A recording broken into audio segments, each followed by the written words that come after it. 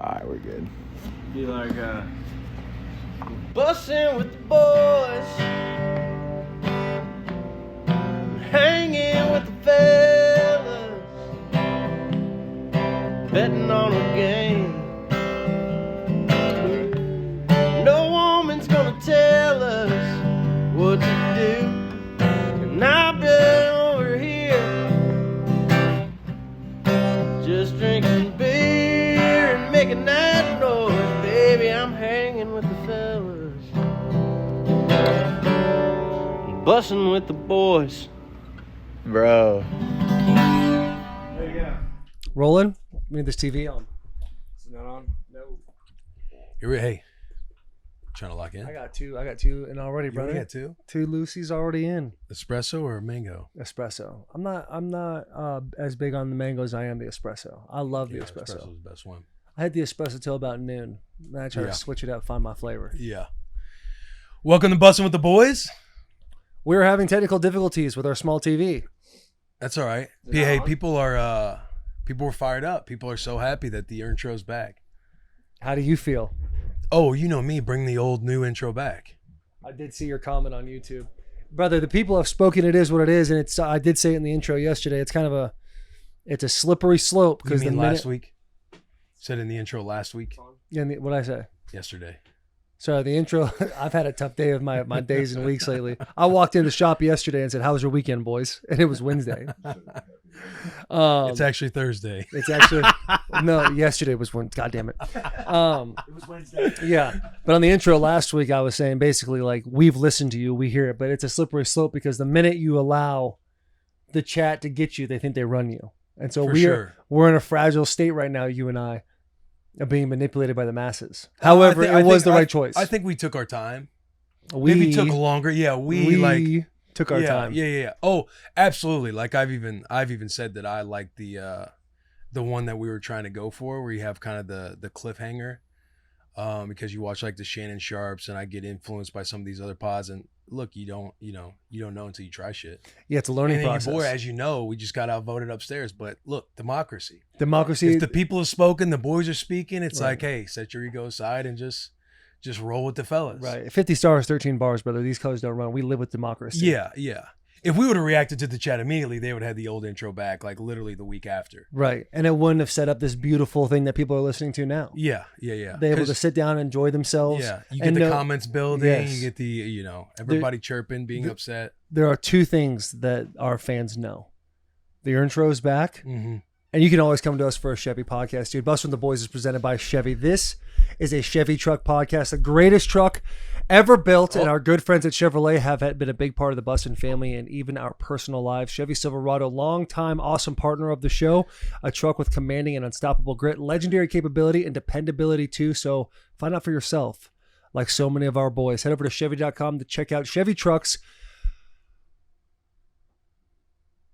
Grit. What? Chevy truck grit and build your own Silverado for do-it-yourself projects to road trips, off-road adventures, to tailgates, wherever. Did you just start? Whatever your thing is, it all starts with a Chevy truck. Did your phone just start like you have the little downloading ring in the I didn't middle? have service for like a second. You froze for a minute? Yeah. YouTube's trying to... Because it says, where did the thing I got messed up on? It says Chevy truck grit. But then I think I didn't read the first part right, so my brain was like, grit's not supposed to be there. People are going to think their internet's slow when you do that little pause right there. They're like, fuck, do I got to sit and wait for this thing to load? God, I thought we fixed the Wi-Fi last week. Unplugging the router just because of me. Yeah.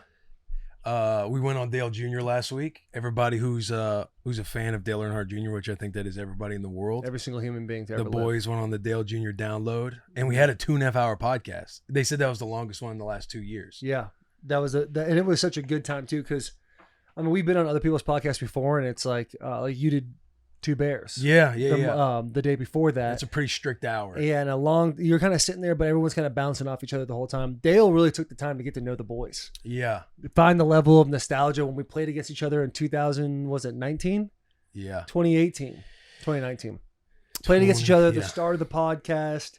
Dale giving you your flowers on Twitter, calling me the common man. Like it was overall, it was a great experience. Bro. What's really cool to me is like your guys' relationship, the way you guys talked about that, because you were obviously with the Redskins, the team formerly known as the Redskins, and he's a fan of that team. Yeah. And then you guys just get together. You're doing the dog the dog thing on Snapchat and just having a good time with Dale.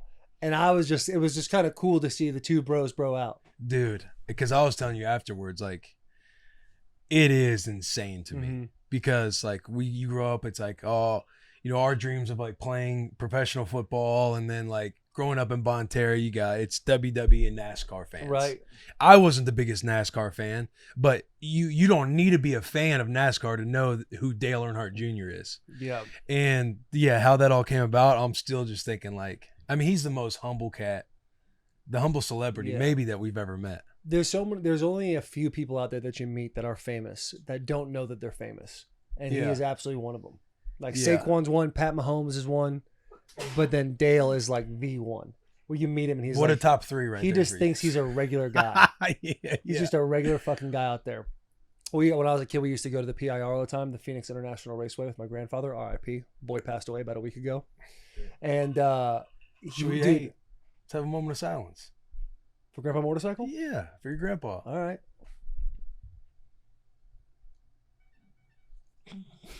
God damn it. Probably should put that on Do Not Disturb. Oh, that was your phone. Yes, my phone. Shout out Grandpa Motorcycle Man. He would always take us there, and he was a big Ford guy.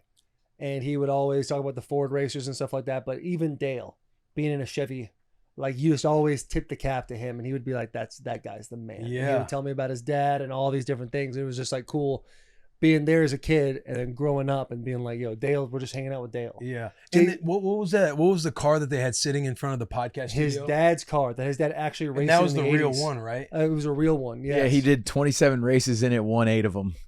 That is incredible. And it's That car wild was too. Like sick, one too. of the guys was telling us that Dale doesn't have a lot of his dad's memorabilia. And so he actually found that at the Barrett Jackson and was able to outbid whoever it was to go get it.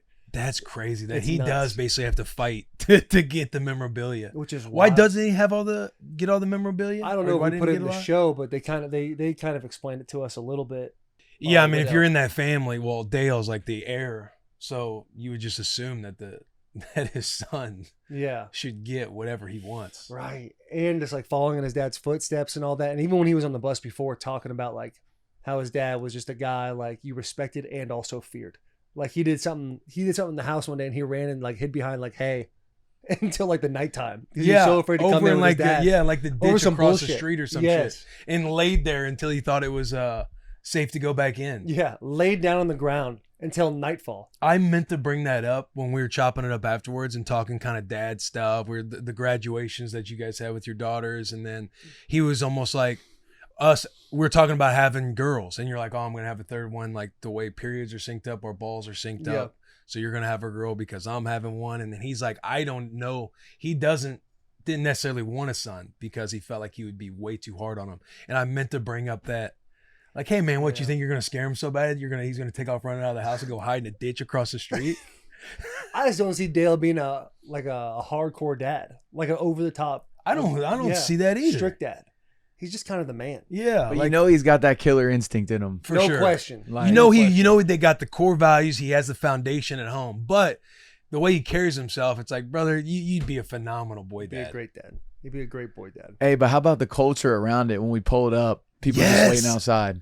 Dude, Bucky's, Dale Earnhardt's shop. That's what Yeah. they were all about, Yes. man. We pulled up and there were some good old boys just kind of hanging out. One guy called us brother man, 7 times? Yeah. In 4 sentences? One felt so comfortable. He said, hey, do you got an extra hat that you can give me? That's the same brother man guy. Yeah, and I just went to the truck. I was like, I think I have one in there. Will just starts walking away. JP, you and I are just hanging out. Will just walks away and comes back. But literally there was like, a dozen people just waiting outside? More than that, bro. Just to meet Dale. Just to shake his hand and say, hey, you're the man. Every day he does the podcast, they're out there. Every Tuesday there were people out there. They said it was a little bit bigger because it was race week and everything, but we pulled up. We were pulling up to do our podcast. He's already in the middle of doing another one. So we have to wait for that one to get done. And our 2.5 hours goes in our podcast. We do the tour and everything else. He hasn't like walked out there yet, but people got there so early. There's probably like 30 to 40 people just sitting outside of JR Junior Motorsports. Dude, there was a little girl from London. There was a family. There's a from across 7-year-old the from pond Britain. just waiting. It Someone was from Britain nuts, being bro. like, oh, Daddy, let's go see him, yeah? Let's go see Dale. Yeah, Oh my yeah, God. yeah. This is wild, man. And they're waiting out there for hours, bro, basically tailgating just for him to come outside after he does podcasting to sign autographs. Yeah, he's the man, dude. Which Taylor and I were texting as we are. It seems like we're hiring a couple new people. We might need to throw Dale an offer to either be like the dad, the uncle, or Uncle of the pod. the granddad of the pod. Just He'd a be a true great uncle ambassador to of Bob. Bussin' with the boys. Right. Like he's Uncle Dale. Well, someone we could just go to. yeah. Like, you know, if we need to let something off our chest, we have Dale. We'll call in. Right. Have him call in like, hey, Unc, we got some questions. We Yeah. need your advice. We need your mentorship. Dude, it feels like Dale doesn't. I don't say this in like a disrespectful way. I mean it in like a really cool way. It seems like he just doesn't care about much other than like his family and like cars. And people are just like, hey, you should open up a restaurant. He has a restaurant in the airport. Hey, you should do a podcast. All right, yeah, I'll do it. I'll do it. And he just like goes and does it. I did think it was pretty funny that we're going to, I didn't know it at the time, but as we're walking to basically another terminal to go eat at his restaurant, I'm thinking we're really committed to supporting Right. Dale, one of his many ventures that he's doing. Literally the farthest restaurant away from our C gate. We're in the E yeah. concourse trying to Yeah. figure out. Charlotte Airport, by the way. Mass chaos. One of the most confusing airports I've ever been in my entire. I got lost 3 times because I flew in from Nashville. Y'all flew in from Austin, Yeah. and it was a bit of a deal. Yeah. Just trying to find the rental car area. People are just sprinting around everywhere. It was pretty chaotic. Everyone's in a hurry. Yeah. Hey, that flight home, boys.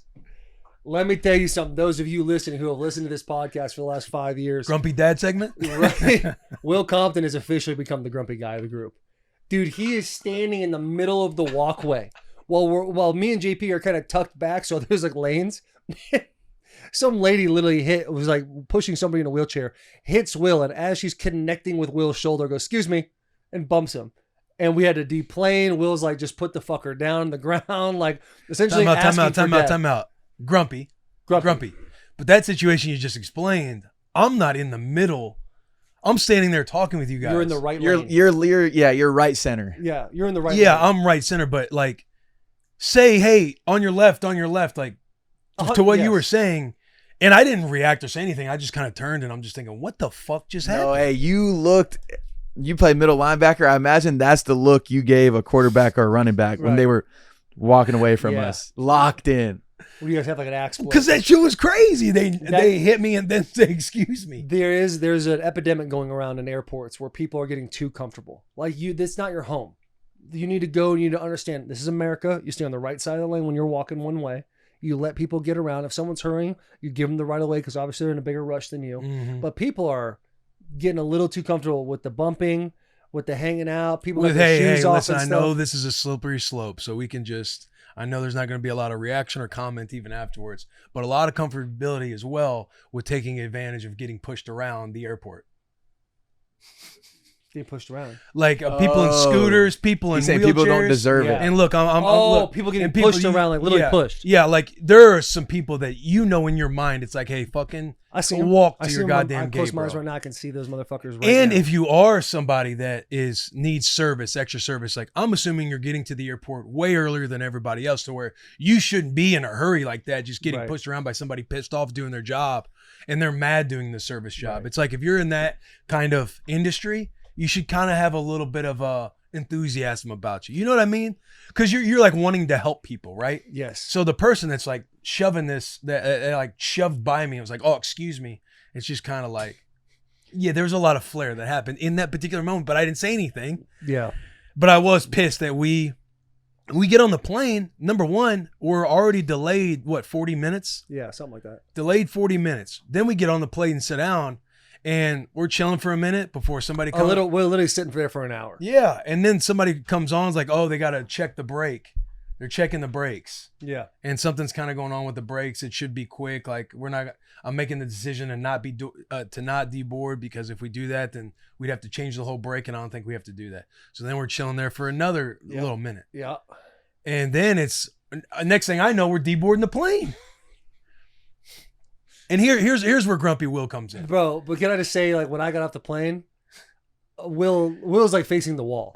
He's like on the phone, so I'm like kind of doing I'm walking around, grabbing a water, whatever. Yeah. Will gets out the phone. You turn around and you go, bro, what the fuck are we doing?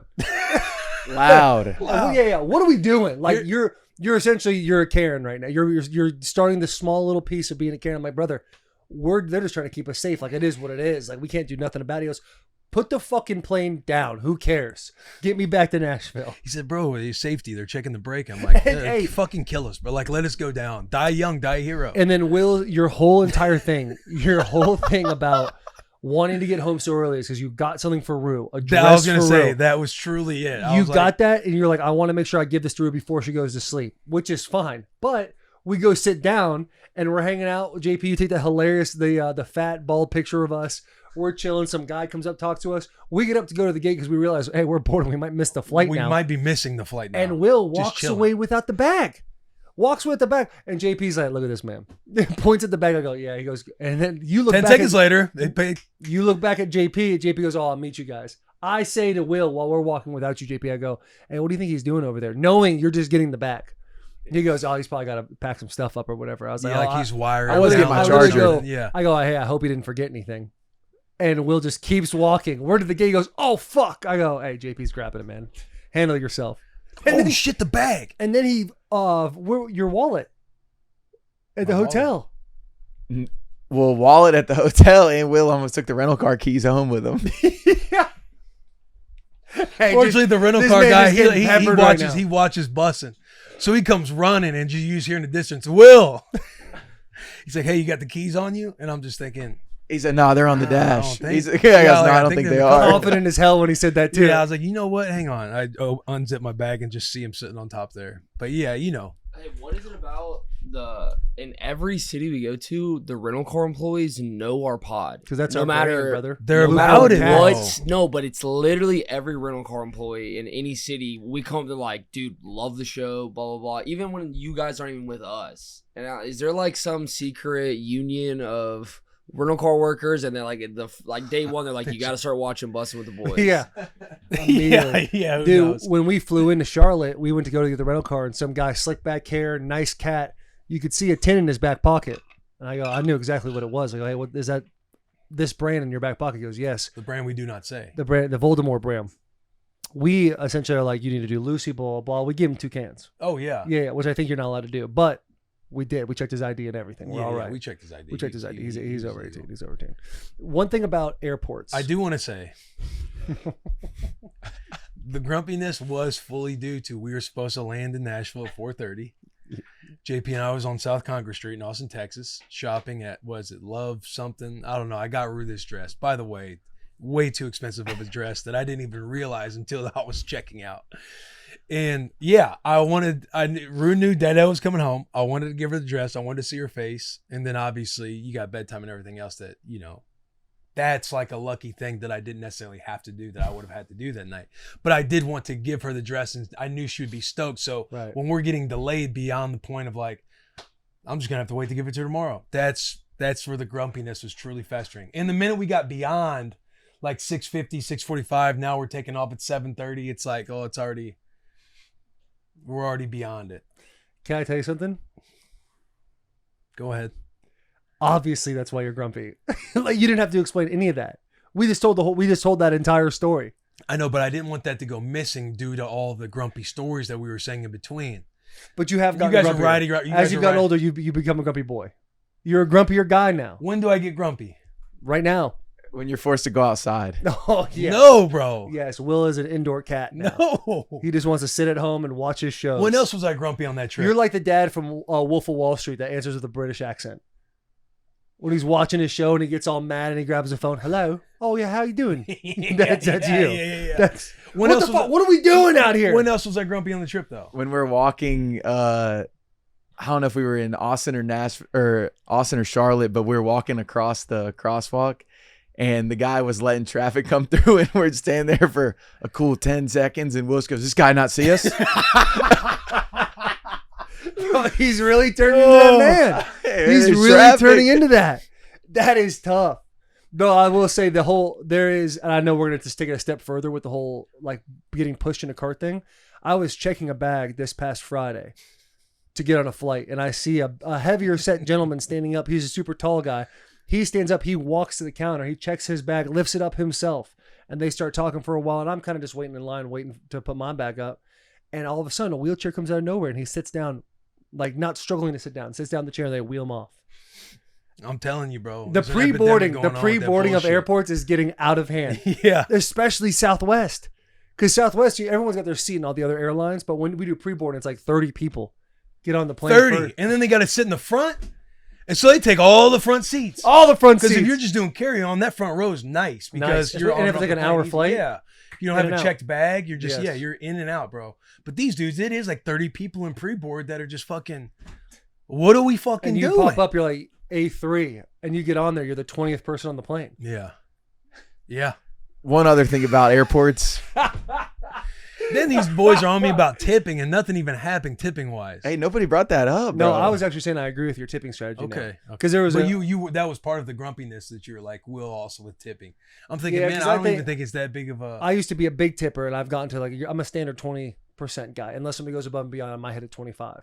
But Will literally has you have an evaluation process. Yeah, and it's not like that strict. I'm just thinking if you're doing bad at your job of service, you are going to get hit with that. You got to affect their pockets, bro. We can have a grumpy podcast today because you bring up tipping, and it's getting fucking out of hand too. When they spin that little iPad on you and it hits on that little lazy Susan rip around, Getting and comfortable. it says fucking 20, 25, 30, it is insane. That is like the lowest tip you can do is 20%. You go get, Thank you, COVID. bro. That's the when that tipping- shit started. The tipping is getting nuts. Yeah, absolutely. It's getting out of hand. Like places like Starbucks and these like, I'm just calling them mainstream spots, like the big dog spots that have places absolutely everywhere. Starbucks being one, McDonald's, like they're flipping it around and you're seeing tips on there now. Yeah, especially if you go, I get Hey, a don't cold brew, disrespect keep going back and McDonald's. or a forth. black Don't iced disrespect coffee. McDonald's. Yeah, that was just one that came to my They head. don't do I that. never like to disrespect McDonald's, but yeah, like the Starbucks and stuff I'm of sure the world. McDonald's got a cult behind them, man. There's a war of just soldiers of the two arches that are ready to go at any point. Your boy, I used to love McDonald's. But when I go to a coffee shop and I say I'll take a iced black coffee, and before I even am done paying the bill, it's sitting there because all they did was put ice and coffee in a cup, and it flips around to me, and the lowest thing I can do is 20%. Come on, man. What I have not added to my bag, which I do need to, is, again, you want to do it in as less steps as possible because we're all lazy human beings, but we need to hit custom and put in a custom tip. No, what we need is a debit card that looks like a reverse Uno card and hand it to them. There's your solution. Oh, pay me. That is funny, man. Reverse Uno It's card. out of nowhere, a reverse Uno card. Welcome Here. to Bussin' with the Boys, dude. 22 minutes of bitching. That's what we did here today on this episode. And that's okay. If you have a complaint, dude, hit it in the comments. We're here for you. That's what we do. A lot of people are here for you. And one thing that's always there for you, game time. Game time. Did you know that you can get tickets to any baseball game, St. Louis Cardinals, right now for only the lowest prices of all time? That's right. Thanks to Game Time, the official ticketing partner of Barstool Sports, you shouldn't have to worry when you buy tickets to your next big event. Game Time is the fast and easy way to buy tickets to all the sports, music, comedy, and theater events near you. They have flash deals for sudden discounts, zone deals when you're feeling flexible, and their lowest price guarantee, which means that if you find the same seats for less anywhere else, Game Time will credit you not just 100%, but 110% of the difference. Game Time is the best place for last minute seats with up to 60% off of your favorite events. What are you waiting for? Buy those St. Louis Cardinals baseball tickets now. Take the guesswork out of buying tickets with Game Time. Download the Game Time app, create an account, and use code BUSSIN for $20 off your first purchase. Terms apply, of course. Download the Game Time app today. Last minute tickets, lowest prices, guaranteed. Should we get into some segments, boys? Shout out, no free shout out. I'm down. Oh wait, no. Not that one, because that's a sponsored segment. We don't want to hit people. We don't want to hit go people. sponsor on them. We love everybody that is watching because we get to have all these sponsorships. Right. Right. But AB Bankrupt, you saw that? Just another stat, man. 30 for 30. Yeah, he's amassed like $88 million in his career, and apparently there's a claim out there that he has less than $50,000 in total assets. Now that could be Fugazi, who knows? But apparently he has went bankrupt. Yeah, but there was like a video that came out a few years ago of him in this like all white house, and he's like, "This $16 million paid in full, paid for." But he's also got that reputation of essentially not paying anybody that has worked for him. because he's gotten sued by like a few different people, I believe. Yeah, that's and AB, tough. if you're listening to this clip or watching the podcast, you're more welcome to come on the bus. Yeah, no question. We'll have you on the bus. Yes. Um, CTESPN. Yeah. I know that is an active account that's ran apparently by somebody else. I saw Billy Football challenging him to a rough and rowdy. So like, hey, if you are bankrupt, if you don't have any money, you can make some good cash at rough and rowdy. I will fight you. I'll box you. Jose Canseco made a cool $3 million. Think about it. Can I say something? Yeah. AB body bags that man if there's a boxing match. I mean, yeah, you'd assume so, but I love the strategy here of Billy Football. Yes. You know what I mean? Like he's grinding, trying to find his way. He's always trying to find his, pieces of content that he can make, and the man has no fear calling anybody out to get in the boxing ring. Yeah. Which you got to respect. Got to respect that. Yeah. By the way, assets. You look at that photo. Scroll up a little bit, Jackie. Good one for a reference piece when we're on the YouTube, and you can look at it right now as Mitch is putting it in there. That's a lot of assets just on his body. Yeah. It's a couple 100,000 at least. Yeah. And who knows if they're paid for? Says he owes $3 million to 8 different creditors, and then one includes a $1.2 million lawsuit against a truck driver that I guess AB failed to appear in court. So $1.2 million in some court dispute, and then the remaining are just to creditors. So he's been charging that credit card. Hate to see it. Damn. Get that Uno reverse card more now than ever. Yeah. Imagine if AB just went that, brought it to court. Uno reverse. Everyone's like, damn. Case is closed. I'm just trying to make cracker of the day for him. You could easily make that. Hopefully. He's got cracker of the day? Yes. Every now and then you see whoever posts on his account, they make cracker of the day. You haven't seen that? No, I ain't seen that. We gotta get you on the internet. Yeah, we got. Hey. I'm just thinking about Dale's comment. Dude.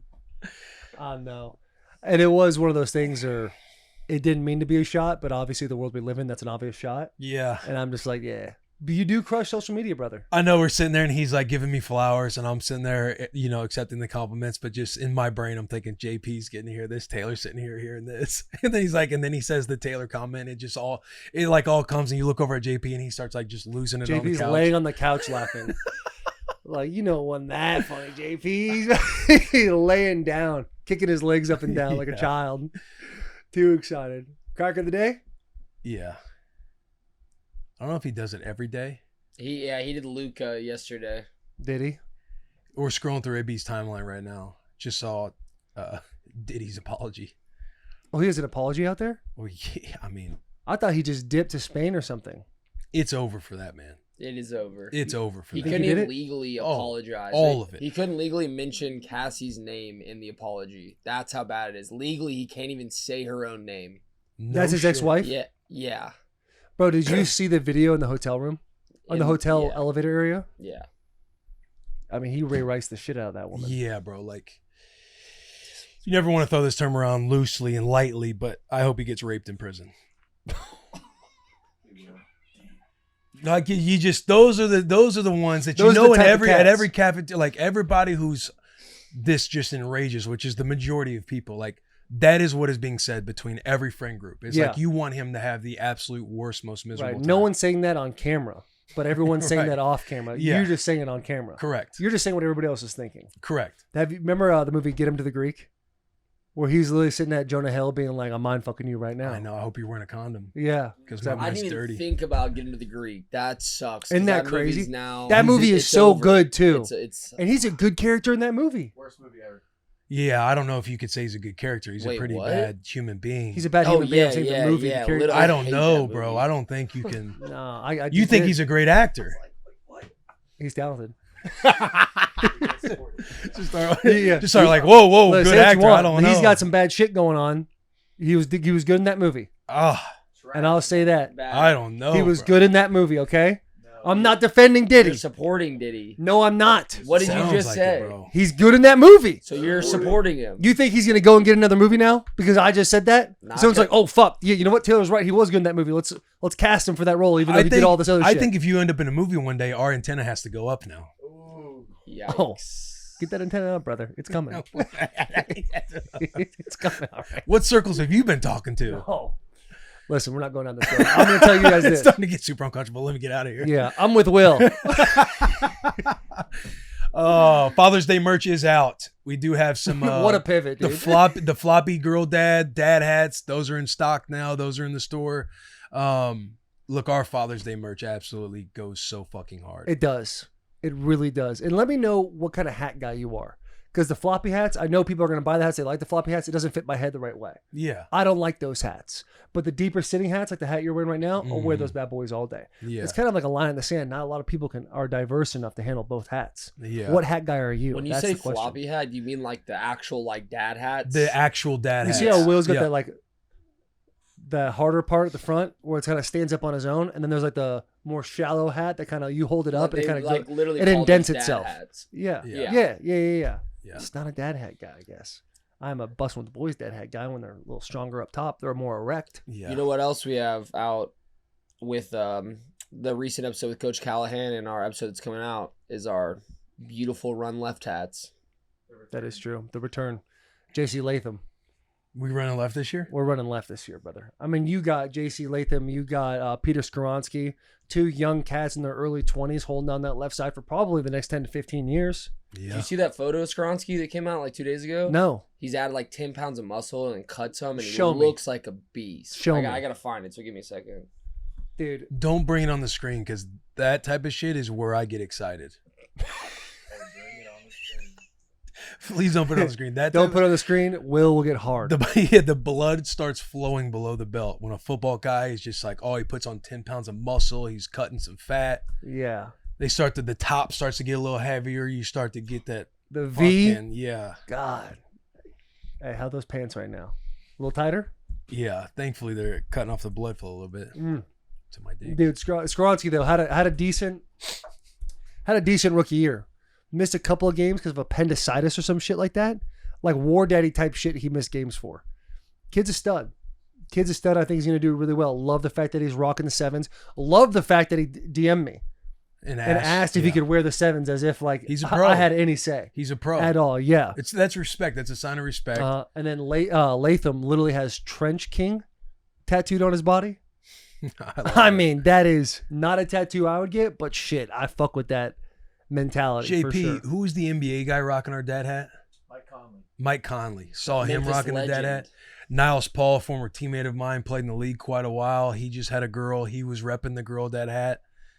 You love to see it. Hey, pull up that clip of Ron Davenport real quick. JC Latham, if you're watching this video, I'm going to put you on game real quick, brother. What clip? The clip that's right there. Oh, right here. Yeah. Go back to the beginning. JC, listen up, brother. I'm going to give you one thing. We in the film room right now? We're in the film room right now. If you're running an outside zone, which I'm assuming that's what it looks like, you're stepping with your inside foot, though. I wouldn't do that. You want to step outside foot, and then you're throwing both of your hands on the outside shoulder. You do that, you're going to be able to turn the guy's shoulder and allow the guard to overtake that, making a hole much faster to get up to the linebacker. It's going to help your angles a whole lot more getting up. That third step you take is going to be the angle step you take to get to the linebacker at the pace you want. But if you turn the shoulders, you're making the read for the back, and it's going to put the linebacker in a really bad pinch where he can't dip and rip you. But if you're not running outside zone there, I can go fuck myself. I'm just letting you know. You change those couple of things right there, we might have 2,000 yard runners this year. 2,000. Hell yeah. I love that one little technique.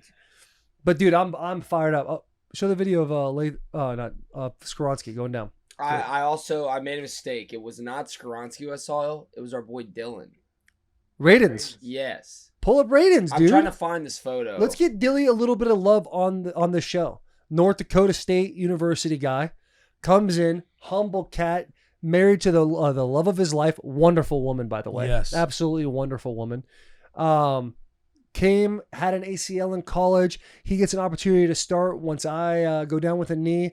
Playing the Chargers, I'm at that game, and the boy has a little buckle, gets an ACL. He's had some bad luck in the league, but he has the want. He has the drive. He's a smart cat. He loves Bill Callahan. Like this dude, this guy needs an op. And Yeah, I he's hope got the he passion finds for his it. way on the starting five. I know he's playing a little guard for the boys now. He's like a strict guard only guy now. Not his favorite thing he wants to do. He obviously wants to be a tackle, but brother, just got to get healed. Brandon Sheriff. Get healed. Get it how you live. Brandon Sheriff.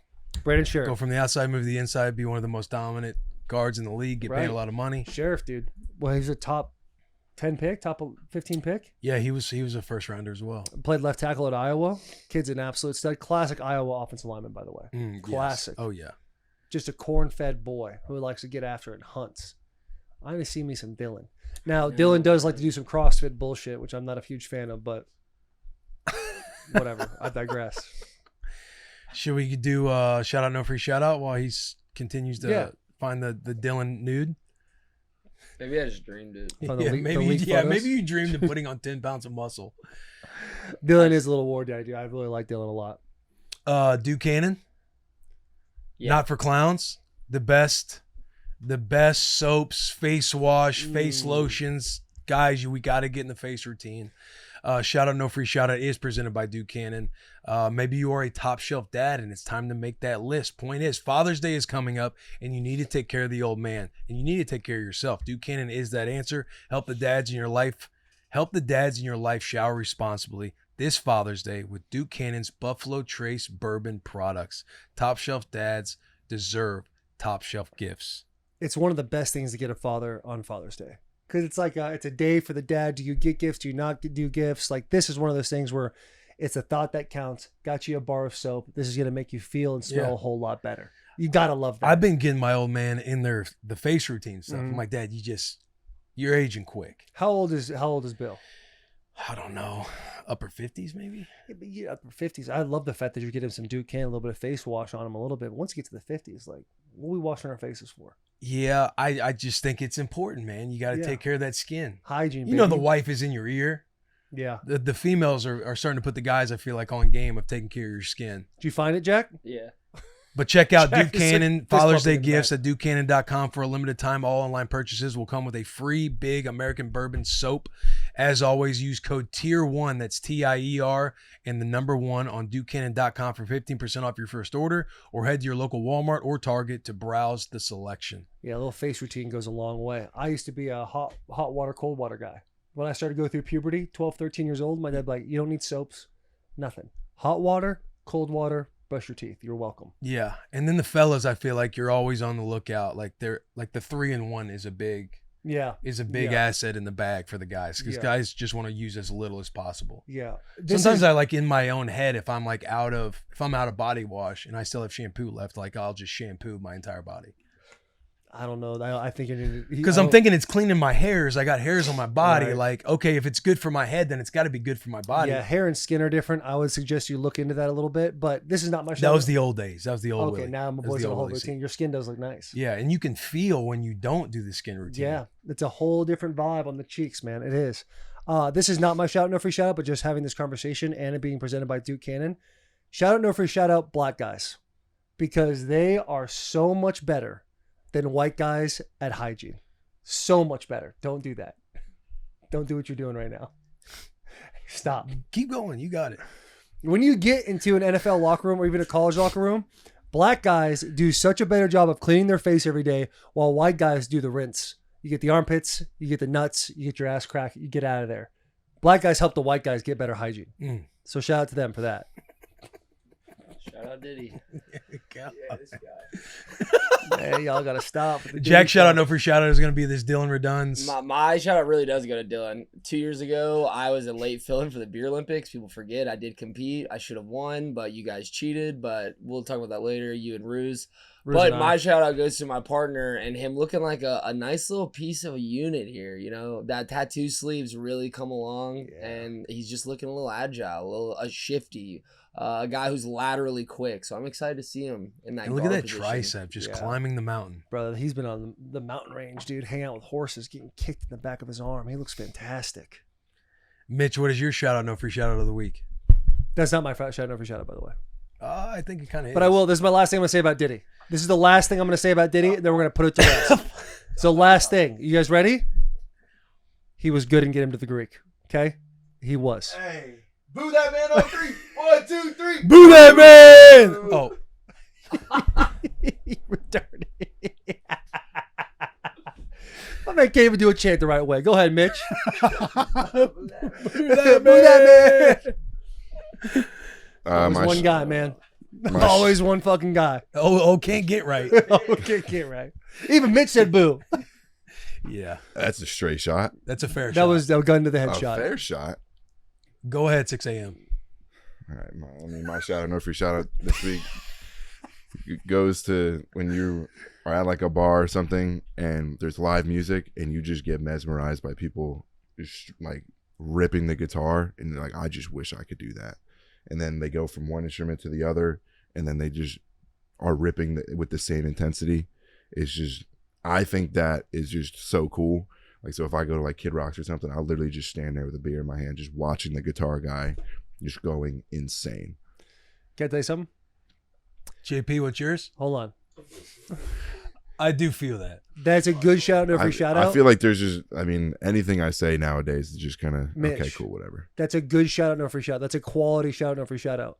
But I think you forget we're doing a show.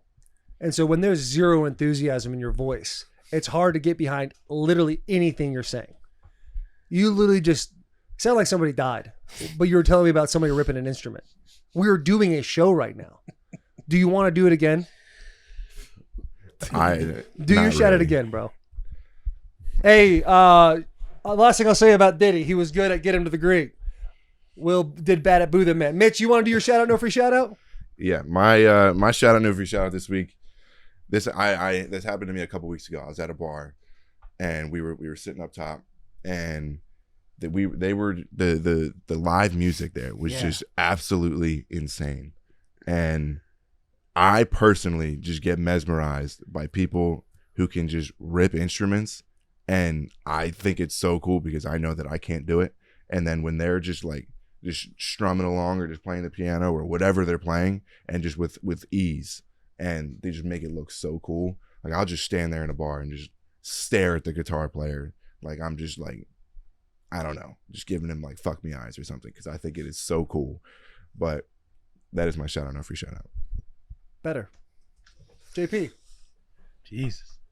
He said you're staring at him with fuck me eyes. My shout out, no free shout out. I'm going to tell you who it doesn't go to. It doesn't go to the people that put their backpacks above the bins on the airplanes, because You son of a bitch. I think that is the thing that's holding up the boarding process is people, there's no storage. So then people have to check their bags at the gate. And then I walk down the aisle and look up in these bins and I see people's tiny backpacks taking up space. So it really bothers me. And I'm not shouting anybody out. I'm letting you know who I'm not You shouting doing a pet out. peeve. Yeah. You doing a pet peeve. You want to say who you're talking about? What, do you do that? That filtered through him. Like, I think he thinks you're talking. I directly. thought I'm not talking about, I didn't know you did that. Bro, when we got on Taylor that puts flight, that little janky backpack. He does. He throws it up top. hold on, kid. Let me First defend class myself. is different. Literally, when we got on the flight for the first time before we deplaned, I had my backpack in my hand. The old guy that was next to me on speakerphone, calling his wife on full volume. He goes, "Hey, do you want to put that backpack up top?" I go, "Oh, no, man, I'll put it under." And we deplane and we get back. And I was like, you know what? I will put it up this time. So I put it up. And then you said that. I was like, oh, he's got to be. I don't know how JP caught me doing that. I basically just told him myself. No, I thought you were talking about me. I wasn't trolling because first class, it is different. Like, I mean, that's y'all's bin. But Southwest standard boarding, it pisses me off. Put it in the seat. Put it in the seat in front of you. Yeah. What's interesting about the first class thing is sometimes people like zone 6 will be coming on, and this guy who's in the back of the plane will take a first class bin. And I always think it's sneaky. It's a good little strategy if it's there. Power. Power. You get pissed when he does that. You know, he is beneath me, but no, I don't get mad about that. It's just him trying to get it how he lives. Take the out. Another trick for those of you on airplanes, when they're like, hey, we're oversold, we're going to start tagging people's bags. And they come up and tag your bag. Bro, when you're walking down the little jet lane or whatever, pull that thing off. No one's going to catch you. What happens when you get on the plane though and there's no overhead space? It's not going to happen, bro. I'm telling you. I'm going to tell you. The idea And now that right there is completely telling on yourself.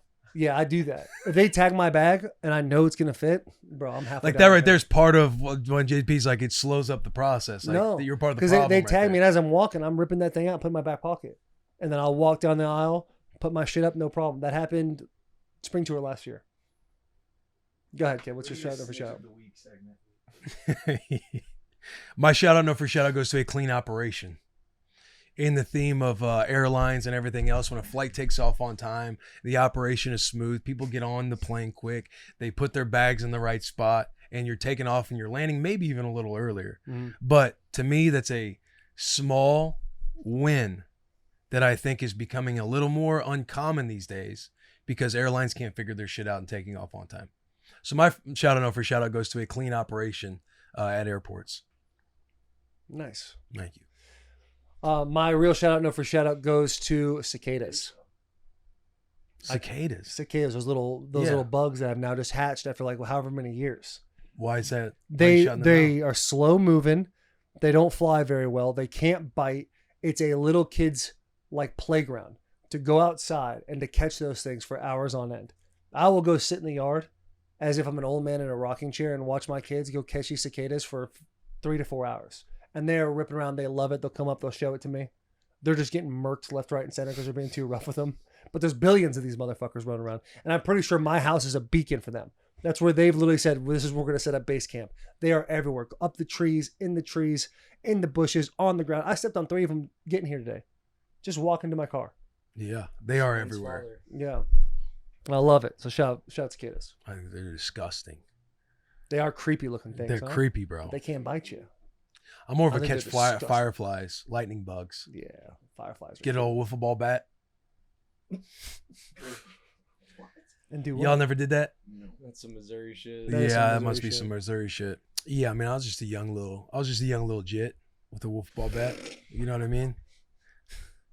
Running around in Florida. Yeah. Green. Anyway, man.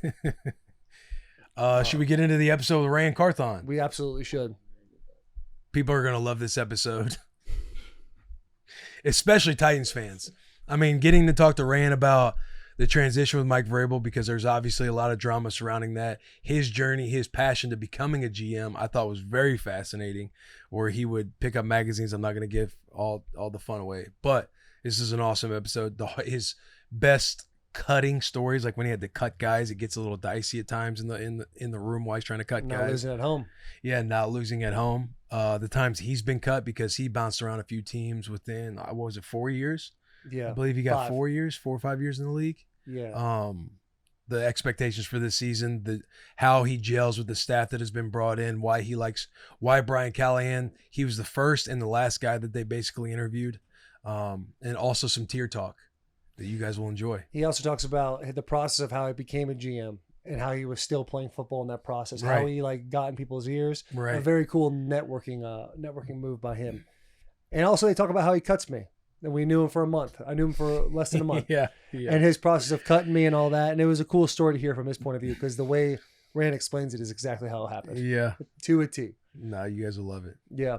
With that being said, let's get to this episode. We interrupt this episode to bring you Hustle Butter. Bussin' with the Boys is sponsored by Hustle Butter, the best way to treat your tattoos. Hustle Butter has you and your tattoos covered today, tomorrow, forever, so your tattoos can look and feel their best for life. With Hustle Butter, you can keep your tattoos nourished so they always look real and fresh. Hustle Butter keeps new artwork looking bright and rejuvenates old tattoos.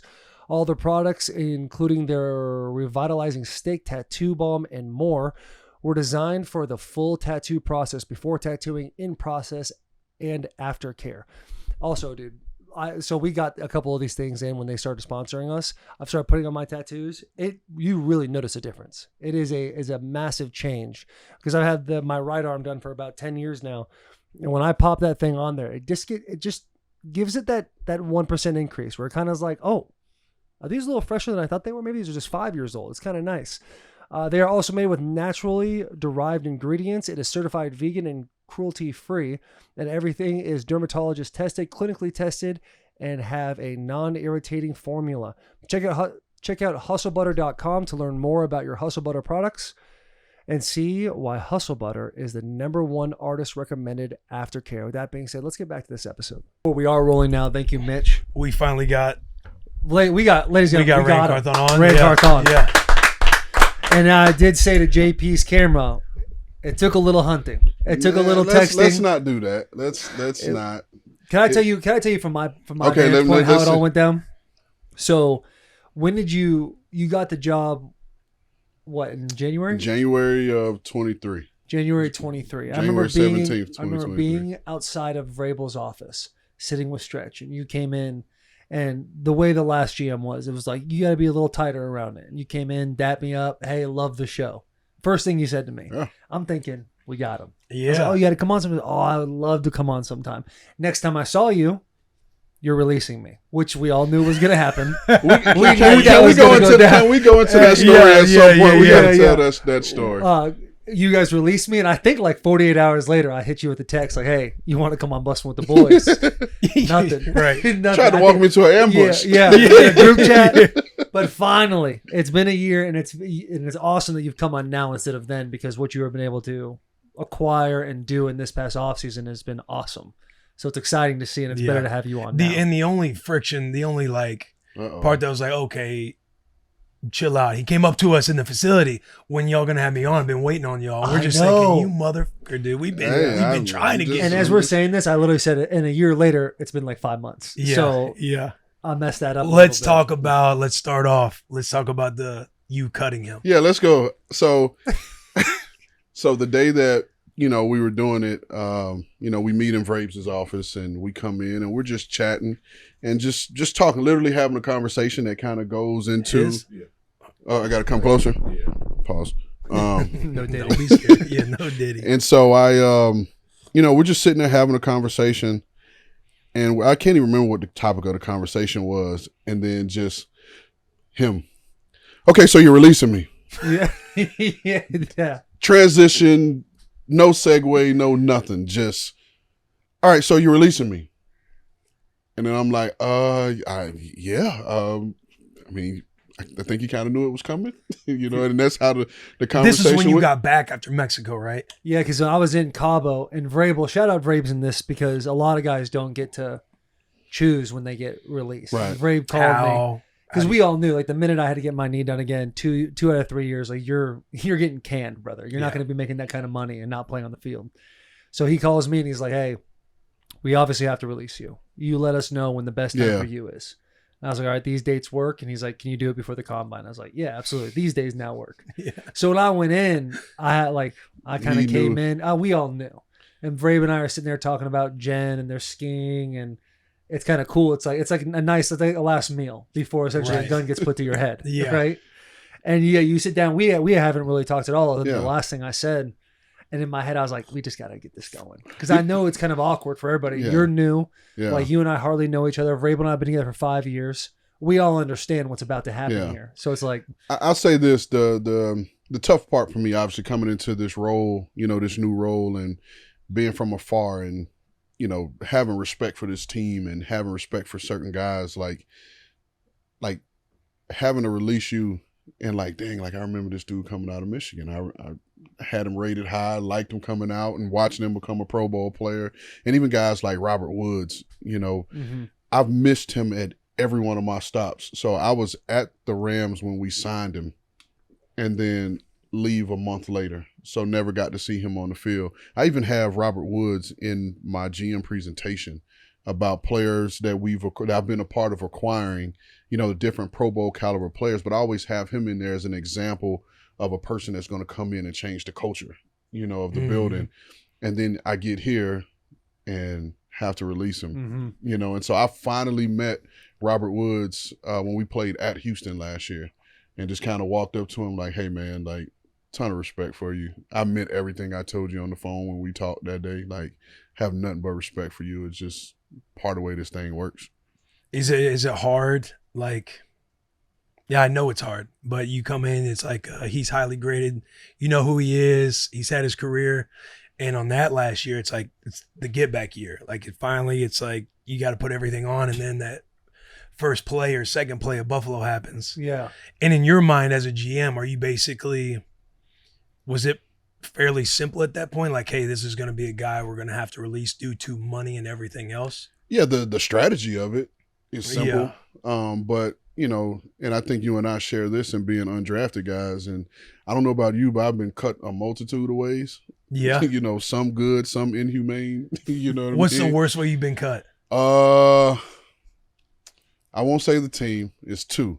One, I knew I was getting cut. Right, you had the big cut down coming. I think it'll be pretty easy to figure it out. But I was going to say, how many You was on one team for you had 3 years. Yeah. So we're playing a preseason game. We're playing in a place where my wife and my daughter are living. And so when I come on the team flight, I bring all my stuff home. And so I go to the team after the game. I barely play. I doesn't get any practice reps. So I say, hey, I know what's coming tomorrow. Can I just stay?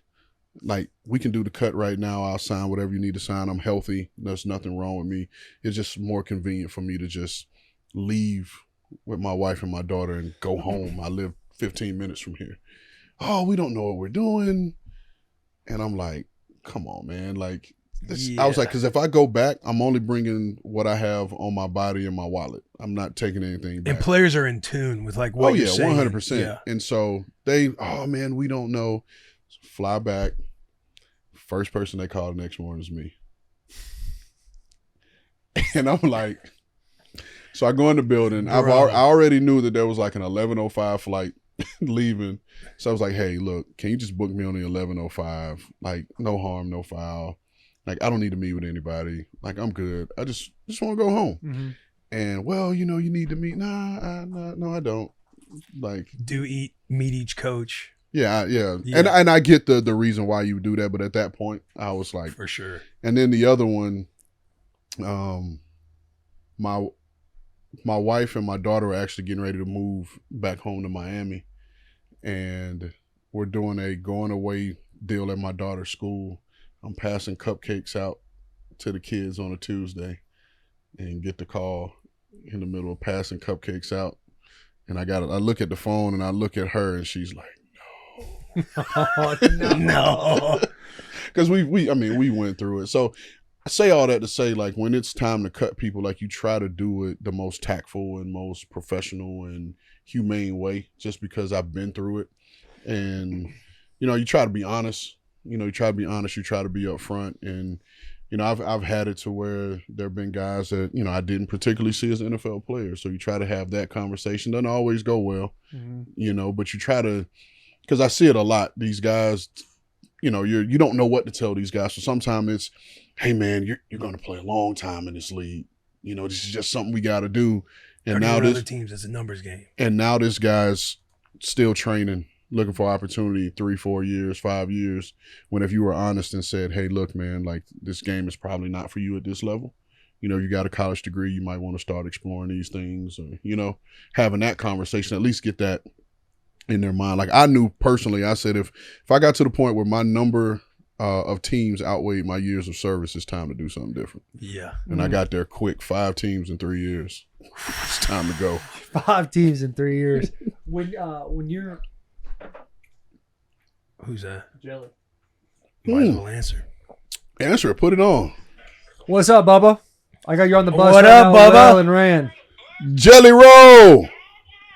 What's up, Bubba? How can I help you? No, fuck, dude. I didn't think you'd be busting this hard this week, man. Goddamn, it's like your 5th pod this week. We're getting after it, brother. Yeah. We got to bank these things. Getting ready for June. We need you. All right, cool. I love y'all, then. I just want to tell y'all. So I'll be on TV tonight at the award show. If you want to watch me, I'll be on Prime. On Prime? Yeah, I love Bro, Jelly. you really are having that contract year right now. It's going nuts. I'm so happy for you. I'll call you after this, all right? Love y'all, brother. Love you too. See ya. We were just talking about him. Jelly's the man. Dude. But when you're cutting guys, do you find it harder to cut rookies or cut vets? It's probably hard to cut vets. Mm-hmm. Sometimes they see it coming, sometimes they don't. So that's the hard part. And vets, you generally have a longer conversation. Mm-hmm. You know what I mean? Especially, guys like yourself who's astute and you want to know the why. Why? Hey, look, I thought I was playing better than, this guy and this guy. So you have to have those conversations. Most of the times with the rookies, the hard part with them is you see the emotion. You know what I mean? Because you got to think about it. Most of these dudes, this is the first time they've ever been told they weren't good enough. Right. You know, and so you're the first person to ever tell them that, and you have to have that conversation. And you live through the emotion with them. And so, you know, I'm not that brutal of a human. You see the emotion of another man, it kind of gets to you a little bit. But then it's, you know, it becomes one of those things. Like I say, if I ever get to the point where it doesn't affect me, you know, to cut somebody, it's probably time for me to look for something else to do. Yeah. What's been your stickiest situation cutting a player? Or maybe you're fumbling over your words, like, oh shit, this is not going like I thought it would. No, I've had a situation where you try to have that real conversation with a player, like, hey man, like, you know, it's probably time to transition, you know, and look for something else to do. I don't know what you're interested in. You know, by all means, like, let us help you, you know, connect you with the player engagement guy. We can help you figure this out. And what are you saying?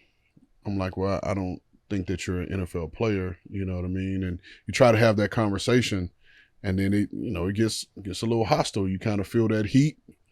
And I mean, I'm not losing at home.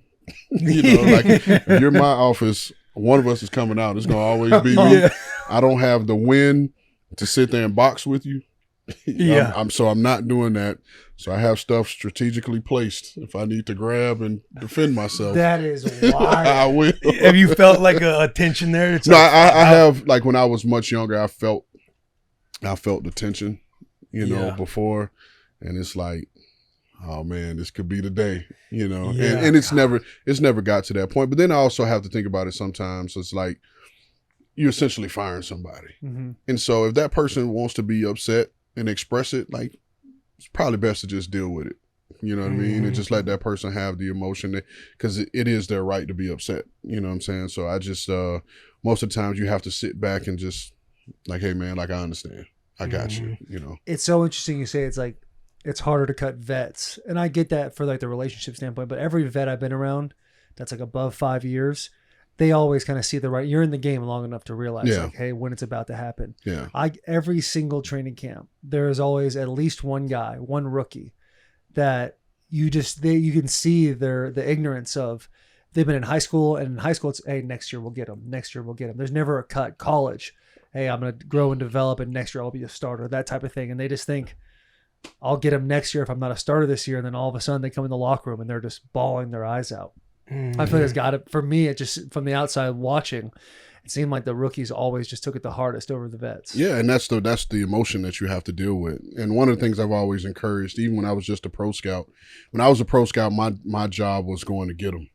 You know, so I was the reaper or whatever they call them, the Turk. Yeah, the Grim You Reaper. know, the Grim Reaper. Yeah, you know exactly Standing what there it is. inside the building. I was But at the locker just But pacing. what I always tried to do was do it in because again, I've been cut every which way. And so especially a vet, I would never follow behind the vet. I would catch the vet one-on-one. Hey, look, you need to come up and see coach. You go see coach, and then I just tell them, because now I have to walk you around through the exit process. And I'm like, hey, look, to help you avoid the questions from your teammates, we're going to go from here. You're going to go to medical, from medical to equipment. And then I'll be loosely by you without anybody suspecting me around. So I would just blend in. You got to go see medical while you're meeting with the trainers. I'm over here joking with this guy, talking to this guy, make eye contact with the trainer like, hey, are we good? And then when they leave, go to the equipment room. I kind of loosely follow behind. So when I was doing it, you would never know that I'm following this dude. Yeah. You know what I mean? And so when I got in a position to have other people do it, I would say, hey, like, give them the respect. Yeah. Don't try to walk behind them with the paper and like, no, you need to go. Like, give them respect. Because the last thing you want is for to walk through that locker room and everybody's like, damn, you got cut? Oh, There's the Grim Reaper. Yeah. And Everybody that's the last head thing. down. Yeah, that's the last thing you want. So I always try to do it with respect. Is that like a thing you've acquired over time? Or the first time you knew you were going to have to be the Grim Reaper, you were like, I have to be as respectful as possible? Well, the first time, I'll never forget the first person I cut. It was the day they're saying I have to get this guy. He decides to do extra. Is he still playing? No, he didn't play after that. Mm-hmm. And so he's doing extra on the field. It's OTA. God.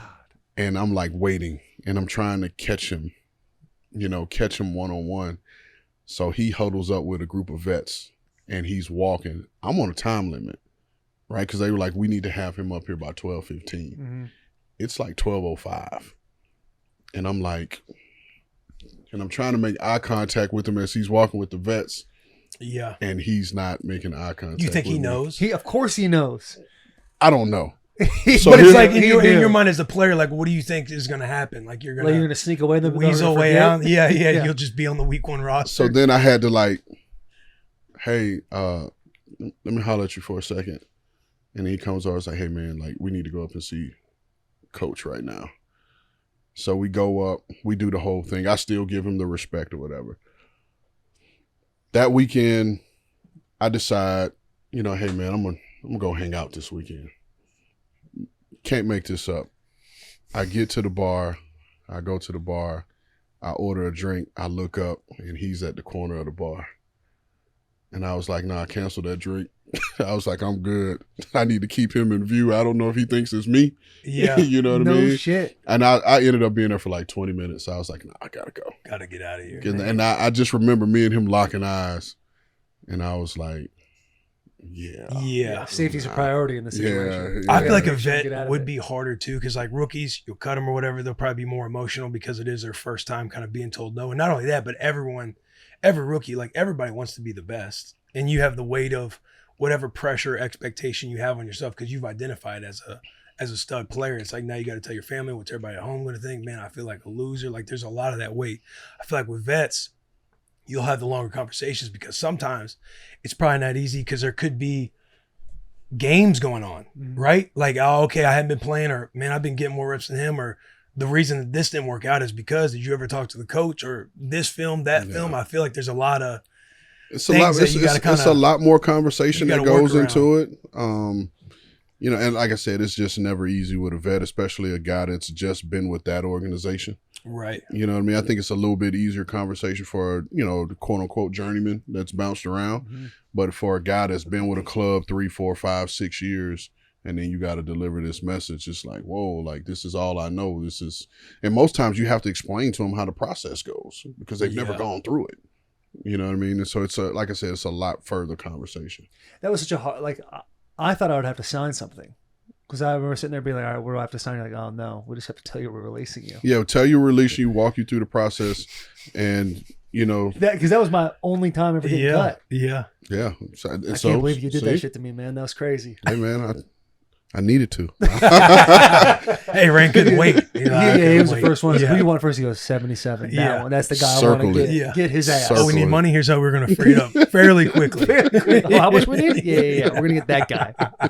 No problem. That was wild to me because I thought there has to be like some sort of like signing. Yeah, it's not too formal, you know, if you will. Is, you know, and for you, you know, you were still rehabbing, so it was one of those things. Like for a person that's, you know, fully healthy, hey, I'm signing out fully healthy, and then for a player that's rehabbing, it becomes an extended process because now you got to go get images and all these different things. It becomes a much longer process. So that's really the difference in yours and whoever else we did around that time. We interrupt this episode to bring you Sport Clips. Your hair may grow fast, but after going to Sport Clips, you're going to wish it grew even faster. That's because Sport Clips is the best seat in men's hair, and that may or may not be because they have to be right in front of TVs playing sports all day, every day. We know watching sports while getting your haircut sure beats the reflection while getting a haircut, which is why Sport Clips every day is clippers and curveballs, high tops and Hail Marys, and even waves and wickets if you're into that type of thing. At Sport Clips, you can check in with the pros in men's hair and totally check out with pure, uninterrupted relaxation. So yeah, come watch an endless stream of sports on TV while getting an awesome haircut. Sport Clips. It's a game changer.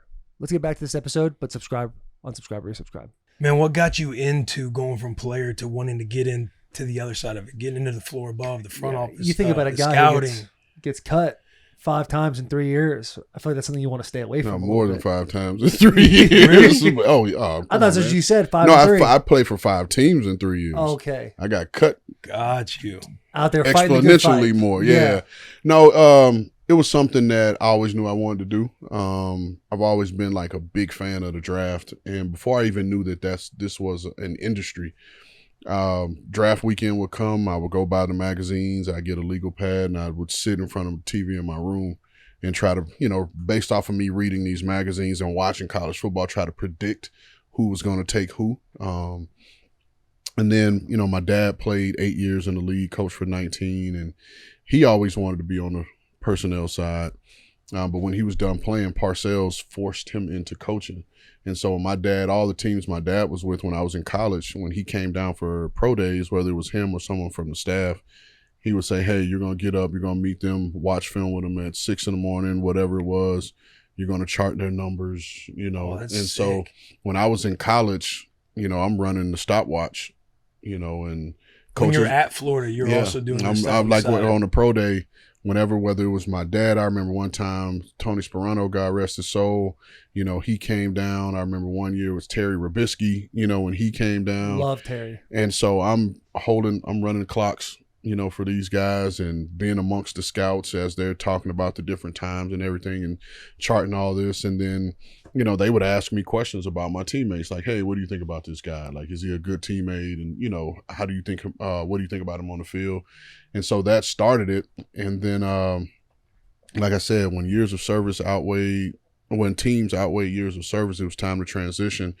I tried to coach. I coached high school ball down in Miami, at North Miami Senior High in 2007. Knew probably the first 2 weeks that wasn't a route for me. Yeah. Didn't have the patience for it. Yeah, didn't have the patience for it. And I quickly knew, I was like, okay, let me try. So then I started taking workouts with teams because I was like, how else am I going to meet a GM? Mm-hmm. Like, I don't have GM's phone numbers. Yeah. So I knew I didn't want to play anymore, but teams would still call like, hey, want to try you out, and so I would go in and do a tryout just to be able to meet the GM. Shit. And just for the intention. Yeah. And so when that's a genius move. And so they would say, oh, sorry, not going to sign you. And I'm like, cool. Yeah. Can I get your card? Because I want to do what you do one day. And that's how I met Les Snead. I went and did a rookie minicamp tryout with the Falcons.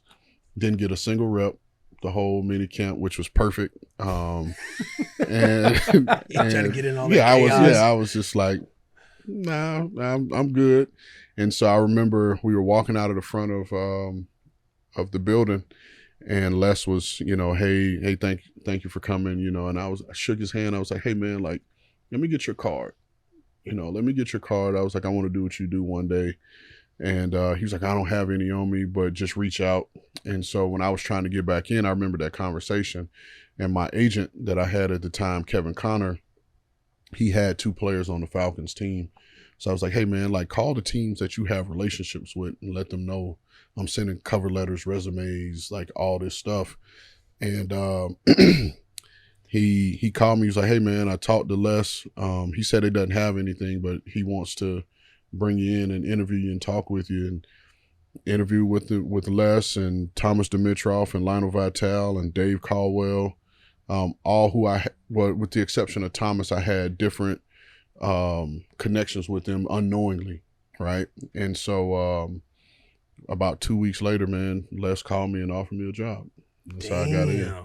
Yeah. Yo, that's fascinating. That is crazy. Yeah, it's like, obviously somebody like that growing up, magazines, everything else, like, you've loved football for the longest time. Yeah. And usually, like, the guys, once you start playing and you understand the business, like getting cut a few times, like once you understand the teeth of it and how cutthroat it can be, it kind of jades you a little bit as a player. Yeah. You maintain, you're throughout this whole thing, you're maintaining that love for still wanting to be in the business? Yeah. I mean, for me, I've been blessed to have great mentors. And one of my primary mentors back home in Key West, Bill Spotswood, him and his family, they do real estate development amongst other things. And they owned a couple hotels. And I remember him telling me a story when he was younger. He told his father, like, hey, one day I want to own my own hotel. And his family owned a couple hotels. And so his father then put him in the business, and he worked every level of the hotel, from a bellman to running the elevator to then being behind the counter, and worked his way up until he became owner, of one of the family hotels. And so that's kind of how I see my journey. I've been on the field, I've been a scout, I've been a director, and now I've been a GM. So I've worked my way through an organization, you know what I mean? So I've seen it from every level, and it puts me in a position to be able to identify with everybody in the building. Yeah, man. That's when you finally get that call and say, "Hey, you want this job?" You take it. Did you have any The GM idea? job? Not the GM job, just like the starting out. Okay, getting with into Les Snead, with gotcha. Les and Yeah. everybody. Did you have any idea of like how much of the bitch work and all that stuff you would have to do? Oh yeah. Dude, was there ever a point where you're like, is this really Worth what I'm it? trying to do? Yeah. Is this worth it? No. So the pay, the pay, and listen, I knew I wasn't coming in making $40 million. Like I knew that's not what the job is, and you honestly don't get into personnel to make money. You know, you get in because you love it and you're passionate about it. But I remember getting the job, and I knew that I was gonna have to do a lot of the grunt work, and I wanted to, because there was a stigma attached to former players that we don't want to do the menial task. Mm-hmm. And so I wanted to be able to be the guy that's like, oh, no, like you need me to run to the airport that's an hour away? Cool. I'll, run to the airport that's an hour away and sit in Atlanta traffic, for 2 hours to get there, just to more so knock down that stigma, to be able to let other former players have a shot, at getting in.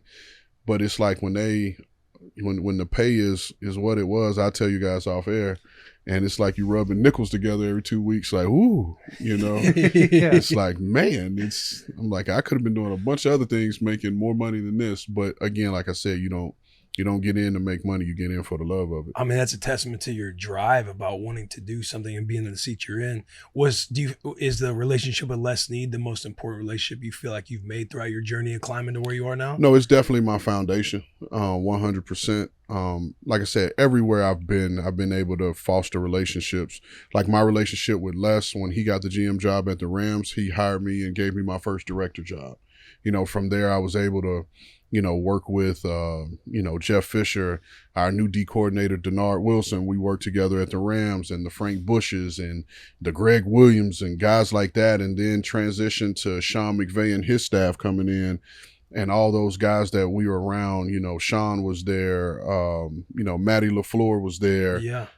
Guys like Aubrey Pleasant, all these guys were around, and then go to San Fran. And then, in 2019, our draft room featured, I guess now 5 GMs and 4 head coaches. No shit. And we were all in the same draft room in 2019. And then you develop relationships with guys like Parag Marathe, who's run the business side for San Francisco for 20 plus years. He was originally hired by Bill Walsh. And to have a guy like that take you under his wing and start showing you the contract side. And, working with guys like Kwesi Adolfo-Mensah, showing you how to incorporate analytics in football. Like, it's a bunch of different people who've poured into me from a football. That's just football. But then you meet people outside of football that pour into you from a business perspective. Because we have to remember, football is football, right? That's what we've done our whole lives. That's what we came up doing. But at the time, Jerry Richardson was the only owner that had played in the NFL. Mm-hmm. And so a lot of the owners come from the business background. So being able to have, certain mentors to teach you the business side allows you to speak that language, be on the same page with the owner from a business perspective. So it's been a ton of people that have poured into me to help me get here. That's cool, man. That is wild, man. It seems like you're very aware of all the people that have helped you and gotten to the point you're at now, which is so awesome. When it comes to the war room on the first draft night, talk to me about the intensity that goes down in there. How, like, this draft, we know the Titans want to take a tackle or pull a Bengals, and our quarterback got hurt. We're still going to go get a wide receiver type of situation. When you guys are sitting there, and Callahan, who was on, he said you guys were happy with J.C. Latham or Joe Alt. Like, as it starts ticking and Joe Alt goes out at 5, like, what's the energy like in that room? So it's a ton of work that goes into it beforehand. And I will say, and we were talking about this at the office last week, I will say, of every draft room I've been in, this was probably the most accurate board that I've ever been a part of, because we rank them vertically, then we rank them horizontally, right, by position. This was probably the most accurate board I've ever been a part of. Now, when you say vertically and horizontally, are you talking about best players vertically? Yeah, so we have the positions going horizontally, right? Just straight across, split offense, defense. And so if we got quarterbacks here, we rank them vertically, from 1 to whatever. And you do that for every position. And then you go across horizontally, like, okay, is this quarterback better than this receiver? And then you start adjusting the cards as you go. So it's kind of like this as it goes across, the board. And so we pretty much knew, just based on our research, we knew exactly where the first 4 picks were going to be. And for us, the draft started at 5 at the Chargers. And then you get to a spot where you're like, okay, we have 3 guys, over these next 3 picks that we're good with any one of these 3. We don't have to make any sudden moves to jump up, that it's going to cost us in the future. And so it was a waiting game. We done enough research to know that the Chargers were going tackle. Mm-hmm. And so you sit there and you're like, okay, which one?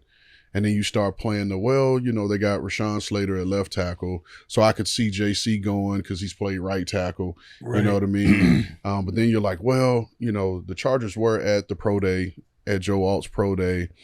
And you start hearing like they really like him. And so you're like, yeah, I could see that too. So you start trying to, you do that part. But then you got to take it a step further because the Giants are right below you. Mm-hmm. And you're like, well, the Giants have, drafted pretty well on the O-line and they got some guys. But it's like, all right, well, what if one of the tackles, say whoever they take, whether JC or Joe, but what if the Giants decide we're going to take tackle? Mm-hmm. I'm like, okay, then that pushes one of the other guys to us, and we got to be comfortable with that. So we work all those scenarios. So when we got there, and we're just sitting there, and it's like you're at the behest of the Chargers. So now you start hitting your contacts, like, hey, what are you hearing? What do you know? You're hitting your contacts that are in the green room, like, hey, what does it look like over at this table and this table? And then we usually find out a little bit before, it's announced. Right. And so it's like, Chargers pick is in, and then it shows on our screen and it says Joe Alt. And so we're like, okay. And like, do you guys see that before? Yeah. So as soon as they put the card in before Goodell walks up, we know. Okay, he's off the board. Because the next team is immediately on the clock. Got you. And so we're like, okay. And now we wait. Right. To see what the Giants do. And once we saw that Joe went to the Chargers, we were pretty certain that that the Giants were going to take Neighbors. And so it was like, all right, say, hey, Salgi, get me JC's number. And, Salgi's been here. I think this was his 19th draft with the team. And he's like, hey, do we want to jinx it? And I was like, listen, if we got to rip it up, we rip it up, and then we call the next person. You know what I mean? Yeah. I was like, but just have it ready. And so he got me the number, and we waited. And when they took Neighbors, we was like, all right, we got the big fella. When you're going to take JC and the teams behind you don't have a need at tackle, is there like, are you trying to act till you figure out like, hey, would y'all want to come up? No, it was some teams like that called, and they were like, hey, like, we're interested in coming up. Was there anything close?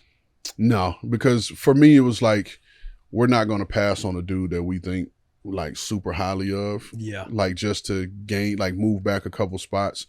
And yeah, it was, we fielded calls probably the first 5 minutes we were on the clock just to see, if anything was going to blow us away. And didn't come close. And so we picked up the phone and called the big fella and was damn happy to get him. What's been the craziest draft room moment you've been a part of?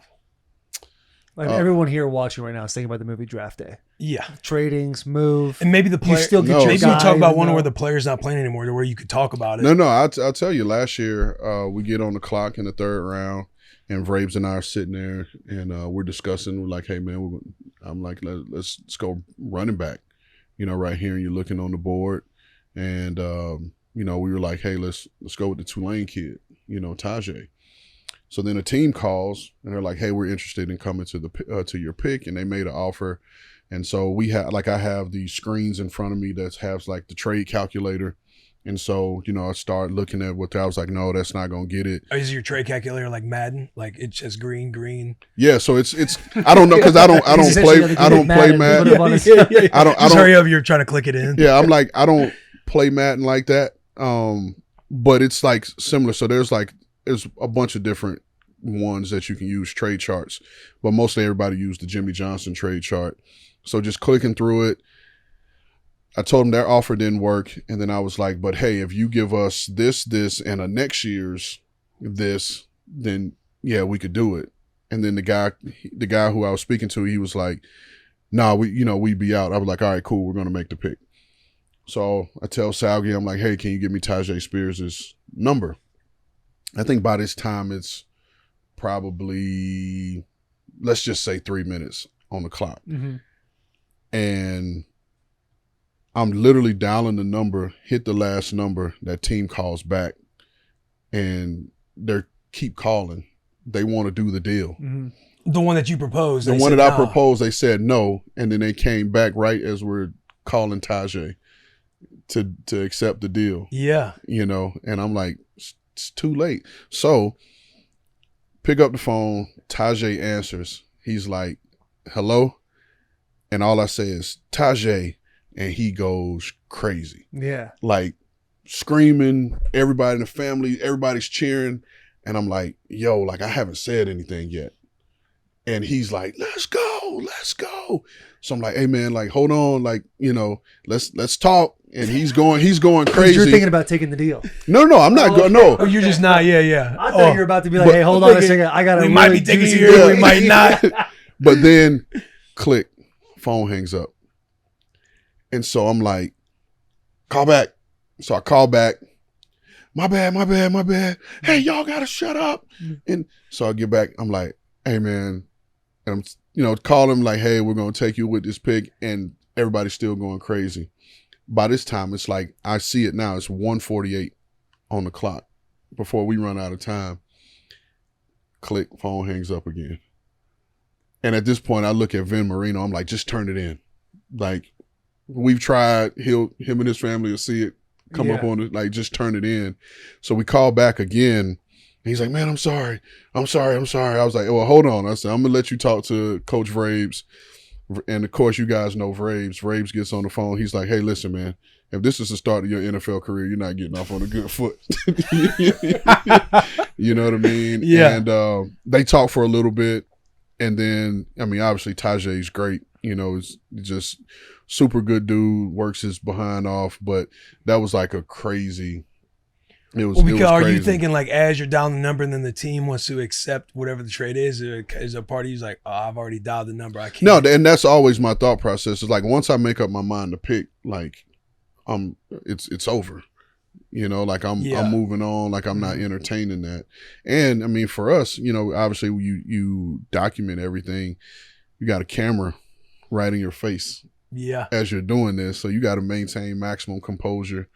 And it's but again, like once we make our mind up to pick, we're picking. When you talk about the camera, man, I think about that AJ Brown shade. Yeah. Vrabel standing up, walking, kind of like doing one of these things right here. It's one of those not keeping composure moments. Yeah, I mean, and again, it's because you have a responsibility to your fan base to try to give them as much as possible and show them everything that you're doing. But when it's that, now what I'm feeling on the inside versus what's being shown could be totally different. Yeah. You know what I mean? Like, and everybody has their little things that they do. I have a baseball that I'm usually like have with me, whether I'm, squeezing the hell out of the baseball, underneath the table or whatever the case may be. I remember, Les would have his little shards of paper that he's just kind of ripping up. I know Jeff Fisher had a lucky coin, that he had with him, on draft night. So everybody has their little deals to just, help them keep composure. You mentioned earlier, like, this is the most accurate board you've ever been a part of. What do you mean by that? From the way that we had them ranked, to how they came off the board. Okay. So some teams, everybody does it different. Some teams stack the board just for them and how they see it and who fits them, so there may be some good players that are not on your board because it doesn't fit your scheme. And then you have some teams that stack it based on, okay, this is how we think they're going to, come off the board. Mm-hmm. And for us, we stack it for us. We don't care what everybody else think. We stack the board for us. And as we're sitting there and we're watching, I think everybody felt Caleb Williams was going number one. So you knew that how that was going to go. But then as we start going positionally, you're looking and they were just coming off, the exact way we predicted it to, which is ultimately what led us, in the second round at 38, to take Big Sweat, there. And what I like to do, particularly with Miss Amy and Kenneth is, leading up to the draft, like, hey, like, come on in, let us show you the board. And we're gonna talk through every position, and this is where we think this is how it's gonna go. And we got to the second round. We met earlier that morning, and it was like, hey, this is what I think how the second round is gonna unfold. Once this team here is gonna pick this, and then once they pick this, it's gonna be a run at this position, and then it's gonna be a run here, and then it'll be this, and then once this person goes, then it's gonna be another run, and it just went. Exactly. I didn't know if you meant whoever's a part of the entire draft process, you guys all kind of accurately saw it the same versus you're like all the times you've been with all the different teams and all the different years. I'll tell you what, it's been on different pages. I'm pretty sure there's been other times in my career, but the one that comes to mind for me, the first time I've ever seen all the scouts and all the coaches have the exact same grade and thought on a player was Rob Havenstein when he came out of Wisconsin, and I was at the Rams and we took him in the second round. He had consistently the same grade by every single person in our organization. That was the first time I've ever seen it. I can't remember seeing it recently. Again, and sometimes most of our grades are color, they're color based with a number and decimal system in between. And sometimes you have, like, everybody thinks this guy is a red starter. This guy's going to be a good starter for a long time. Good. Red is good. Okay. What is that the best color? No, blue. Blue chip. Yeah, blue is the, and a lot of times Hall of Fame. Yeah, Bobo, yeah. whatever. A lot of times we talk in colors, right? Hey, man, this guy's a red player. He's a blue player, and so we talk in colors. And so sometimes even within the red grade, it's like a couple decimals, so it's different levels of red. But then for every single person to have the same exact number grade and color grade on a guy it was like a cool thing to see. You know how you can figure out exactly where the draft is going to happen? You just hire Oz the Mentalist. Do you see that clip? You know what? I didn't see the clip, but I see all his. I'm a big YouTube short guy because I don't have social media, and so I see all his stuff, and I just think it'll be so dope. I hope he's watching. To have him come in during camp. Yes, bro. That would you be saw him with the insane. Packers and who else? He's Ravens? done it for he's done it for on everybody. the McAfee show, did you see he predicted the first 13 picks? No. Bro. No, I didn't see that. Oh, he did, I think it was the Raiders. And he was like, Raiders, Brock Bowers at 13. And then he had a small little sheet next to it and started unraveling it. It was like trade here, this pick, every single pick, the first 13 picks. He's gonna have to be our consultant. Exactly. If he comes in, let us be a little fly. You just have him in the war room next year. Just say, That's what I'm saying. Yeah, that would they're be gonna so pick this funny. guy. But he has to do it in an elaborate scheme every single time. Can you imagine how funny it would be just to show him in our draft room standing over Callie and I's shoulder, like as the camera pans through our room? Yeah, like, bro, that photo would be so funny. This is our secret weapon to the He just has an draft. envelope that you guys haven't opened in 300 days. Yeah. Finally, it's like, this is your pick. It's like, he was right. Yeah. That was our pick. Dude, what was your thought on the Atlanta Falcons taking Penix? Being in the GM chair, you kind of see too the video of the owner talking to Terry, the GM, and people are kind of like saying whatever, like, "Oh, wonder what this conversation is." That's like, a bottom if he's line. explaining the pick. I kid you not. Like we had a inkling that was going to happen, that they were going to take him. You got to understand, our assistant GM Anthony Robinson, he just came from Atlanta. So he spent his whole career in Atlanta. I started my career in Atlanta, with him. So you kind of get a feel for how things are done organizationally, regardless of who's running it. But we probably about 2 weeks prior, we were sitting around, we were talking about all the we call it team needs, and we're kind of going through it, and we were like, quarterback, and it was like, so you start playing with it, and then it kind of became clear. It was like, man, like they really could go Penix right here. And so when it happened, I wish you could see like our room. We kind of like a couple of us kind of looked at each other like So it wasn't a real surprise to us. I'd say. Yeah. How do you, obviously there's so many variables, but as a GM, like how do you see that pick for like Atlanta? I mean, I understand. That's a wild question. Be like, how do you feel that? Yeah, no, I But understand. Yeah. I understand because you always have to have a plan for the future. And that's at every position, right? Mhm. I mean, I can remember because you study other people's drafts, right? You study how people do it, organizationally. Teams that like Seattle with John Schneider, they've done a good job of always staying, ahead. Mickey Loomis in New Orleans is usually the first one that comes to mind for me, especially when they were rolling. They had Drew and Sean Payton was there. They always drafted a year ahead of a need. So you had a young guy there. You think back when they had Jeremy Shockey, they draft Jimmy Graham in the third. All those times they had, guys up front. I remember when they took Andres Pete, played him at guard early, then he became the tackle. Like they always drafted a year ahead of need. They did it at corner. They did it at receiver. They did it at running back, where you might look heavy at that position, but then the next year they move on from a guy, or a guy's a free agent. They don't pay him, and then they got the next guy already. He's already been in the system for a year, and now you just step in and you roll. I feel like I was just gonna say, it feels like to be in that spot of being able to draft ahead, you have to do so well in the drafts, leading up to it. Like you hit on guys, you have a good room, because if not, you have a glaring hole that it's like, well, we can't really afford to draft ahead. Yeah, no, they tell you all the time, like when you're coming up in this business and you're learning, like the draft is where it happens. It's where you really build your team, and you cut your teeth and you make your way building through the draft. Because it gives you such leeway. Like we're not able to make the free agent moves we made if we have to pay our quarterback $50 million. Right? So we got a good promising young quarterback who's on a rookie deal, which gives us more room to kind of build around him. Now, prayerfully, is going to flip soon, and he plays extremely well, and his contract shows that. Yeah. And so now it's back to us building through the draft, because we're going to have to surround him with young talented players, because you can't go out and pay everybody, especially with the cost of doing business now. You can't afford to pay everybody. Yeah. When you're going through the draft and stuff like that, I feel like a lot of owners want to be more a part of it or less a part of it, and kind of give their opinion more oftentimes than not. How is Miss Amy when it comes to the draft? How does she handle it? She's the best, because Miss Amy is Miss Amy.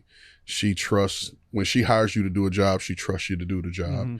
And so she doesn't come in and say, hey, no, let's make this guy number one, or I like this guy more. She just wants to know the why. And so that's why we do a good job, I think, of over communicating with her, and we bring her in a couple days before the draft, and we show her the entire board.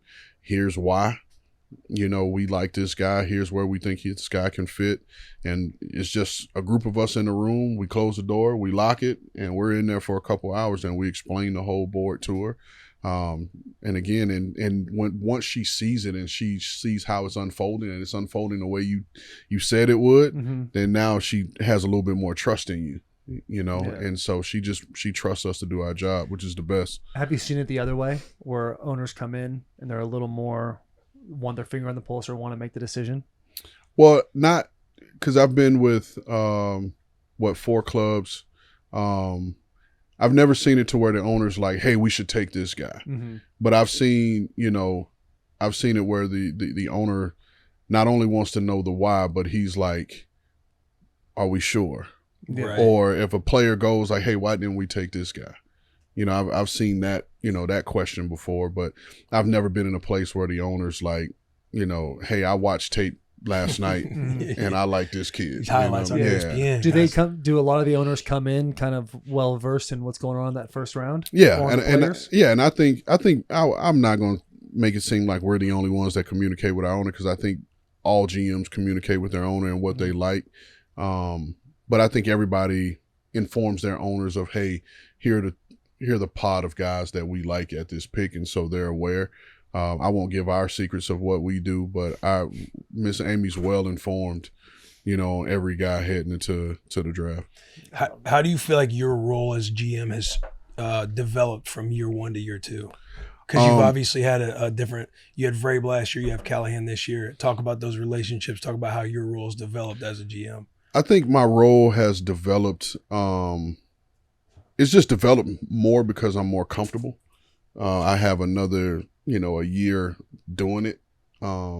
Last year I couldn't imagine doing it without Vrabes, because he's a vet, one of the smartest, football minds I've ever been around, and just having him there to bounce things off of, because I don't give a damn what position you're in.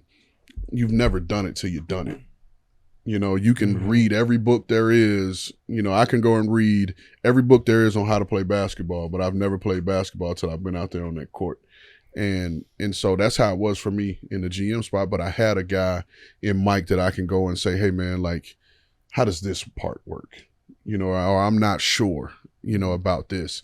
And so this year I'm more comfortable because there are more things that have come up like, okay, like I know how to handle that and, go through that phase of it.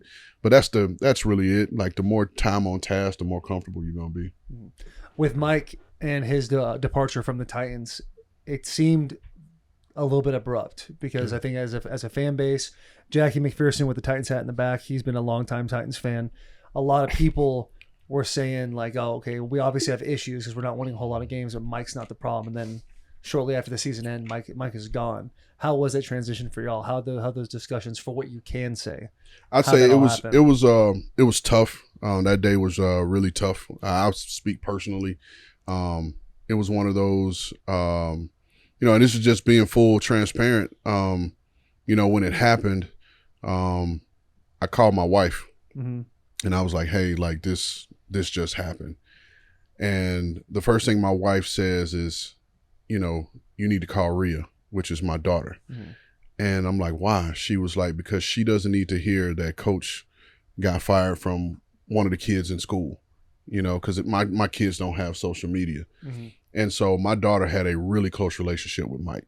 And if you look on her screensaver on her phone right now, it's a picture of her and Mike, and that hasn't changed.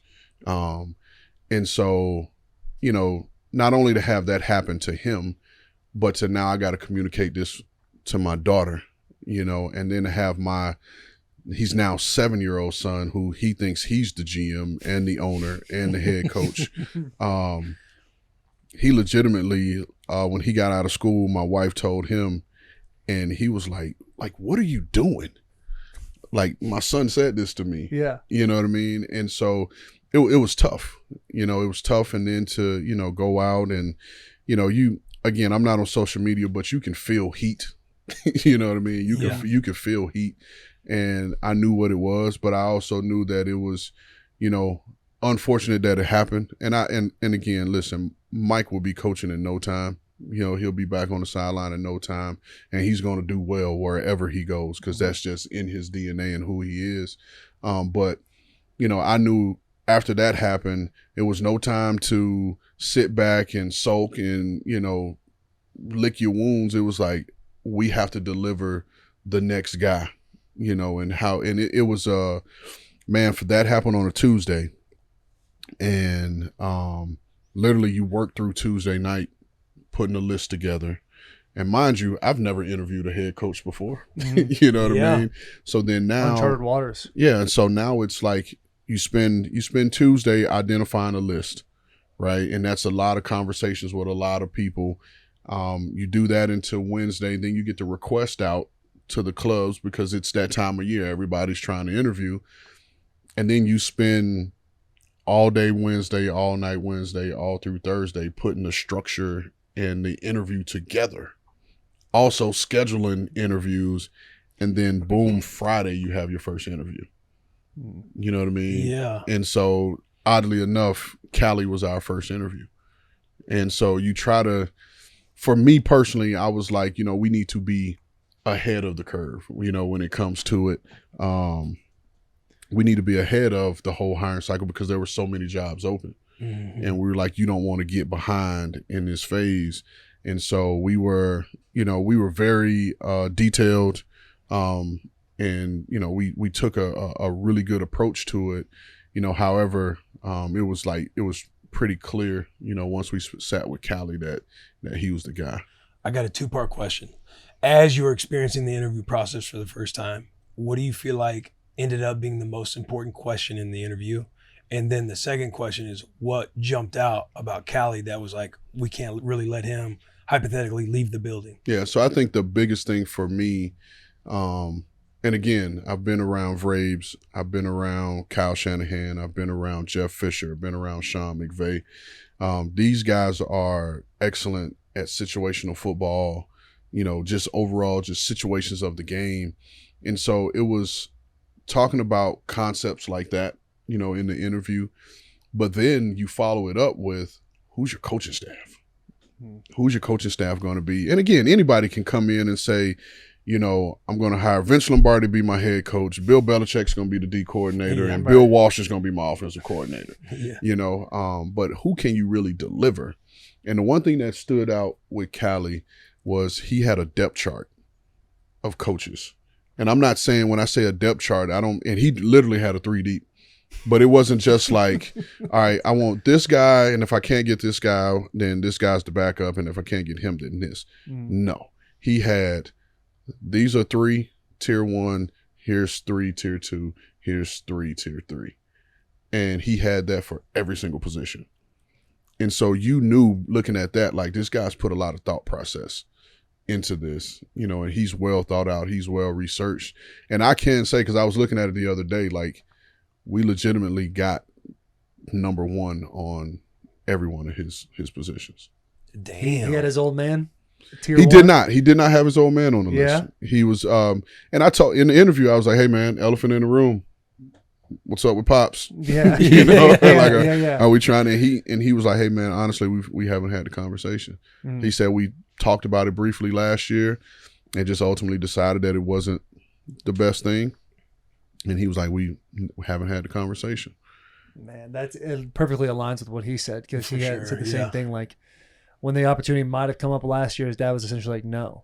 Yeah. And then after, when he gets this job, his dad calls him and goes, I'll think about it, without even any context. Yeah. He just is like, yeah, I'll think about it. I'll be honest with you. Because I call Bill, I call him Big Coach. I've asked Big Coach, I was like, was it ever a thing? Because I know from my dad always wanted to coach me.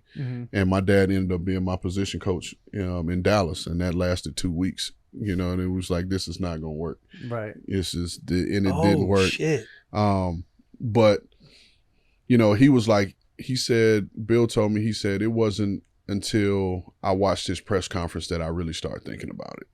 Really? Yeah, he said it wasn't until he watched the press conference. It seemed his press conference was a little bit emotional when he started talking about his wife and everything. It was really cool to see. Yeah, and like I said, this, and when you guys come around, like, this coaching staff it's something, man. Like, the defensive staff, they're their own people, and our offensive staff, and just to be through the building and the energy and the juice, that's in the building, and it's just been cool. And again, I know some of these guys because I've worked with them, and a lot of guys I don't know, but I mean, we're a couple months in, and it feels like I've known these dudes forever. Yeah. You feel like that's been one of the bigger differences, is the juice and energy with the staff and in the building? Well, I say this. I know when Callie was putting his staff together, and a cool, thing that he afforded me was, he was like, hey man, like, I don't want to just hire people, right? Just hire my buddies. He was like, I want you to feel good about the coaches that I want.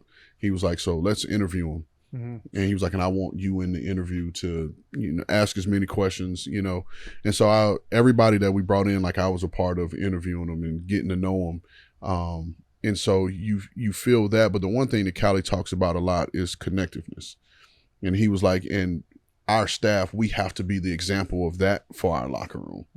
You know what I mean? And so those guys are always together, never not together. And like I said, it's just a cool group of dudes, and it's competitive. It's competitive as hell. We even have like a 4:30 workout group with our strength coach, and it's like anywhere from 10 to 12 of us at 4:30. And listen, when I'm out there, it looks pitiful. You know what I mean? Like, running hundreds and, all these things, but it's another way for us to connect, and build together. And I think the players see it.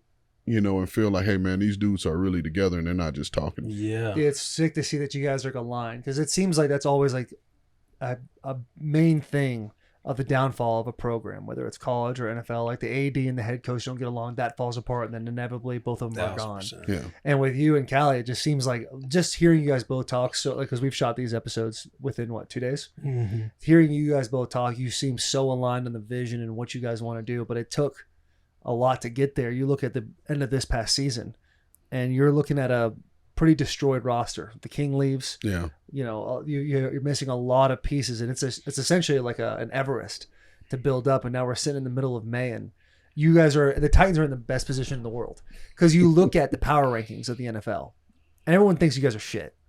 But if I were to read you a list of your roster, and you'd say, is this team going to be good or bad? Just talent alone, it's like, these boys can cook a little bit. They got something cooking over there. So truly the best position you can possibly be in May before the coming up football season. Like when you were looking at this big project going into 2024, like where was the starting point for y'all?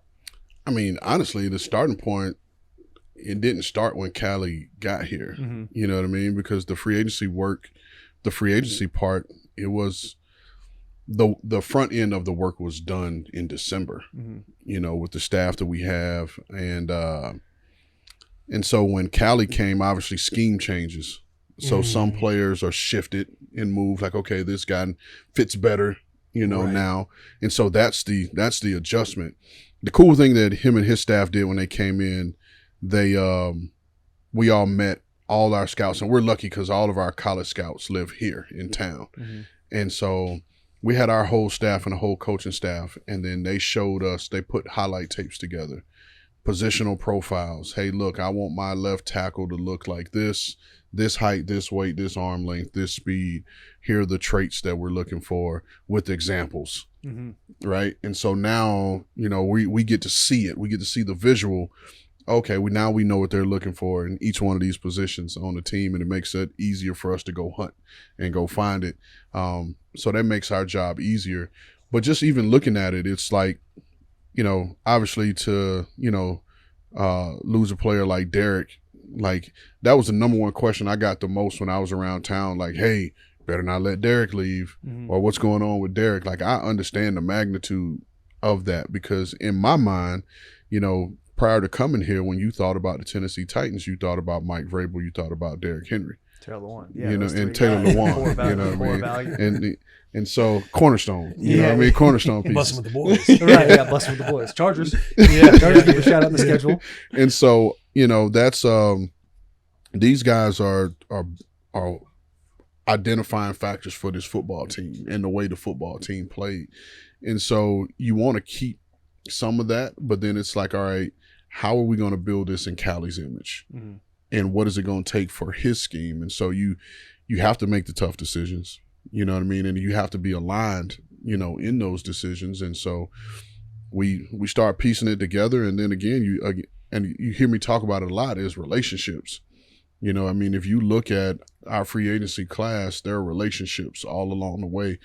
You get a Calvin Ridley because you have a relationship. Or I'm not even gonna say we had a relationship. We created one, out of thin air, and being able to just be relatable is what got him here. Cheeto Bay, he was with Callie for how many years in Cincinnati, so he kind of knows what the program is going to be.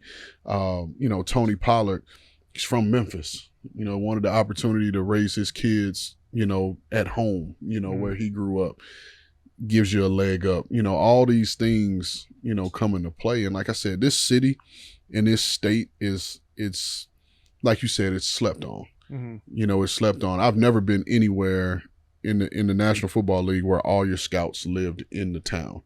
Like that's a 100% competitive advantage. And then think about just historically, you weren't drafted here, but where do you live now? Nashville. Every player that comes here, whether they were drafted here, signed a long-term deal or a one-year deal, they come here and they stay. Yeah. That's a weird you see a lot of the tight ends too in the offseason, like Kittle and them, everybody comes here. So it's a competitive advantage. And we just put ourselves in position to take advantage of that. You know what I mean? And like you said, when we were walking up to the bus, like it's like an unwritten thing with this city, and we'll say higher profile people, like those people feel comfortable here. The people in the city show you love, but they respect your space. Yeah. And so everybody here, you feel a part of the community. I'm leaving my daughter's flag football game a couple weeks ago, and I looked at my wife and I was like, of all the places we've ever lived, like I feel a part of the community here. When I'm at her games, my standing with the team, none of that matters. I'm just one of the crazy dads in the stands giving the refs hell. Mhm. Yeah. You know what I mean? And like, I don't have to wear Titans GM hat. Yeah. I'm just Rhea's dad, you Yeah. know, at the game, and I'm cheering. Like my daughter's team, they won the championship for the 3rd year in a row for a girls flag, and I'm standing on the top of the stand screaming 3-peat and got the crowd going, and you know what I mean. Like my daughter hurt her back in one of the tournament games. I'm down there stretching her out. You know what I mean? Yeah. Like I'm just being a dad. And I Yeah. think this city is what allows that to happen. Like I don't have to always feel on, Right. if you will. I could just be one of the people, and that is a true competitive advantage about being here. When you look at, you brought up Calvin Ridley, and I think when I think of Calvin Ridley, obviously he's an awesome talent and wrongly accused for gambling as well. But that's a different Free story. Calvin Ridley. He goes from the Jags to here, and during his press conference, he's like, honestly, I want to stay with the Jaguars. Is you see that as a pro or a con when hearing that statement? Because to me, it's like, now you know 2 times a year he's got those games circled, because you can, in your delusional football mind that we've all had, use that as, oh, they didn't want me, when maybe the number was just a little too big. No, I'll be perfectly honest with you. Everything was comparable. Mm-hmm. You know, and he had the option to go back. Whether the number was, I'm good. Appreciate the offer though. Being hospitable, I got you. Southern hospitality. He had the option to go wherever he wanted to go, but I think it's more of a positive in that we made him comfortable. Mm-hmm. You know, coming here, and then the lesser known of the deal was, again, here, Nashville, Tennessee. His wife's family's from Huntsville, I didn't know that. right down the road. You know, makes it an easy transition for her to still be now you're closer Mm-hmm. to your family, you know. Yeah. And so it, again, competitive advantage being here in Nashville. I have a tier talk for him. Oh, My tier talk for Ran is, you rank them, your top 3. You can throw in honorable mentions. You start at 3 and I then don't know. go I up. don't know where this is going. And then but give a little synopsis. I honest think with you, I don't know where it's going I either. think you'll have fun with it. But your tier talk of the best like scouted players you've seen in your years. in my years, I'm gonna say that I was of the teams that I played for, and I know I'm gonna get hell for this because I have a lot of good relationships with all these dudes. gotta start at 3. Gotta start at Yeah, 3. you and just Start- make not- sure. If there's one that you're like, damn, he doesn't make it, but shout him out. That's an honorable mention. All right. I'll say this, and I'll give you the little synopsis behind it. I'll say, damn. All right. 3, Todd Gurley. Coming off a torn ACL.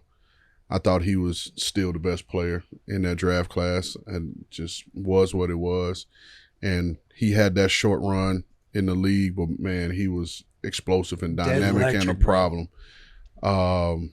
Number 2, Nick Bosa.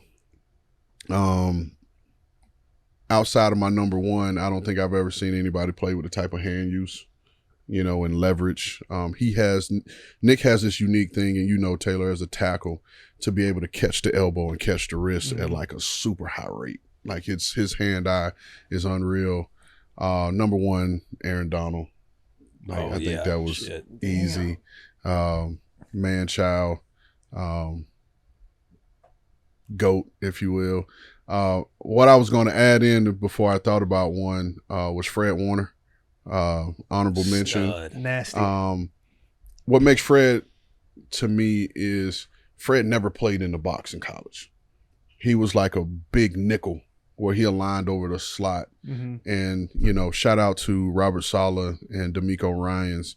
They had a vision for being able to put him in the box. 3rd round pick, rookie, starting at Mike, making all the calls and all the checks. And obviously Fred is Fred. He is Yeah. You know. awesome. And when the schedule came out the other day, my son, my oldest.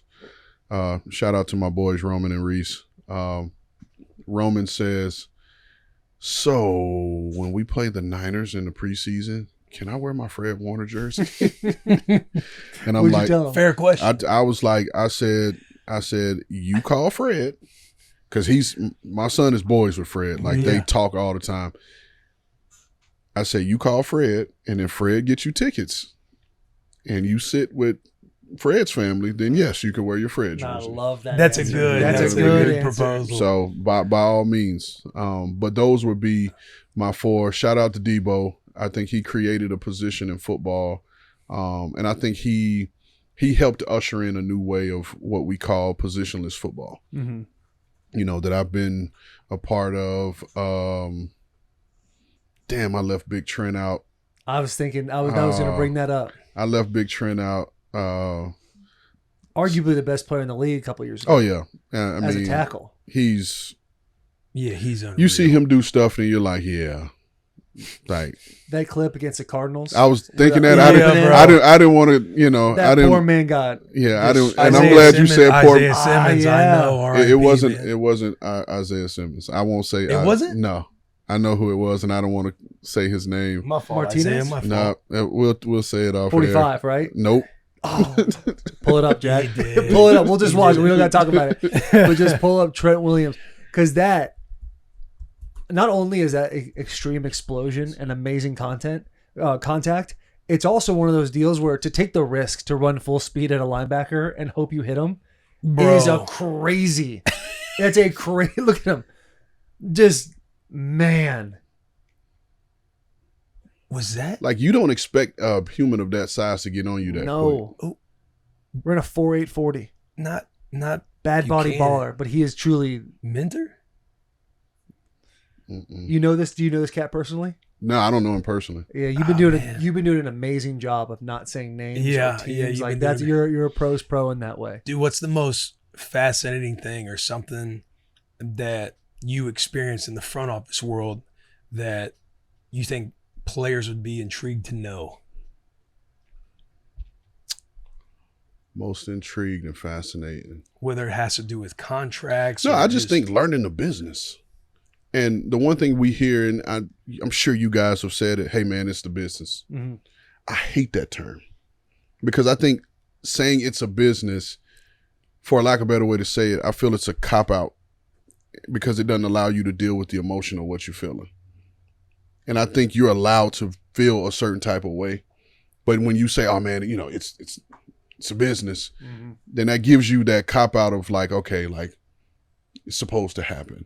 But I think if more guys were in my position and have exposure to how the business works, and they would understand like, oh, okay, I see it clearer now. Like myself, like, and I'm sure you felt the same way. Us fellow undrafted guys, you first round guys don't have none. It's a different world over here.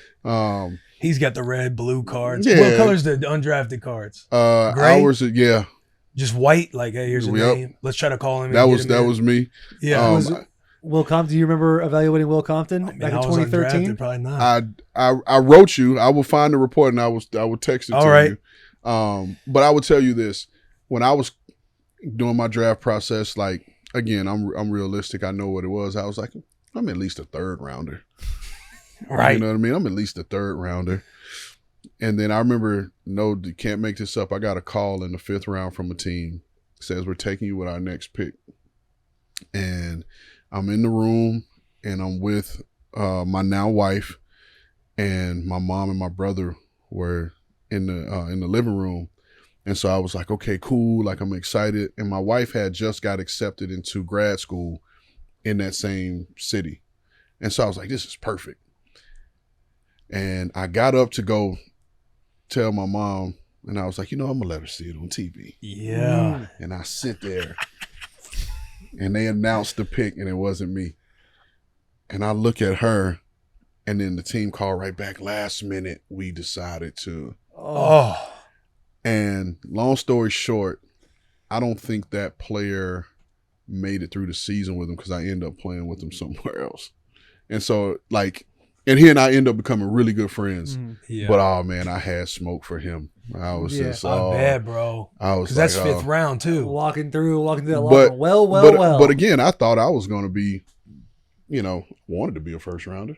Right. But Yeah, we all I was want like, to. at least go third. And you round. play too, like, hey, we could be one of those, like Bill Belichick just randomly draft somebody in the higher rounds and just come out of nowhere. Mhm. That And could listen, be- I knew what the signing bonus was going to be. I'm like, okay, this is how we're going to allocate the money. This is Yeah. we're going to, Mhm. planning it out. And nah, Dude, you played for your dad for 2 weeks in Dallas. awful. He cut you? No, luckily enough, I had got cut by Indy. This was my rookie year. Signed with Dallas on the practice squad. My dad was my running back coach. Our running back room was Eddie George. Julius Jones was their second round pick that year. We had Richie Anderson. Yeah, that was awful. That was like my worst football experience. Me and my dad got into a fight.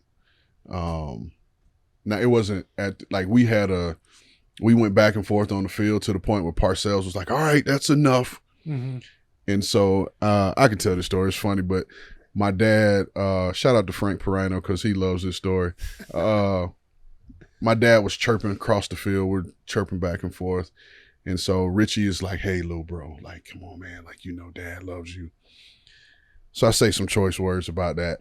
And then my dad yells across, hey, Richie, slap him. So I yell back, I'm like, no, you slap me. Yeah. So whatever. I go home and now I'm like, I'm going to know this whole playbook. Like, he's never going to be able to say nothing to me. I'm going to know it better than him. Mind you, I'm living with him, right? I'm on the save couch. money. I'm on the couch and I'm highlighting and taking notes and I'm tearing this playbook up. And so I doze off and I'm asleep and I hear the door open, but my cousin lived there too. Mhm. So I was like, oh, it's just Chris. And then now I'm like, oh, and I look up and my dad's standing over me. And he's like, I slapped you. Yeah. Now what? And so I started laughing. Mm. And I'm like, he's like, what you laughing for? You said slap you. I slapped you. You didn't do nothing. Now what? I was like, I won.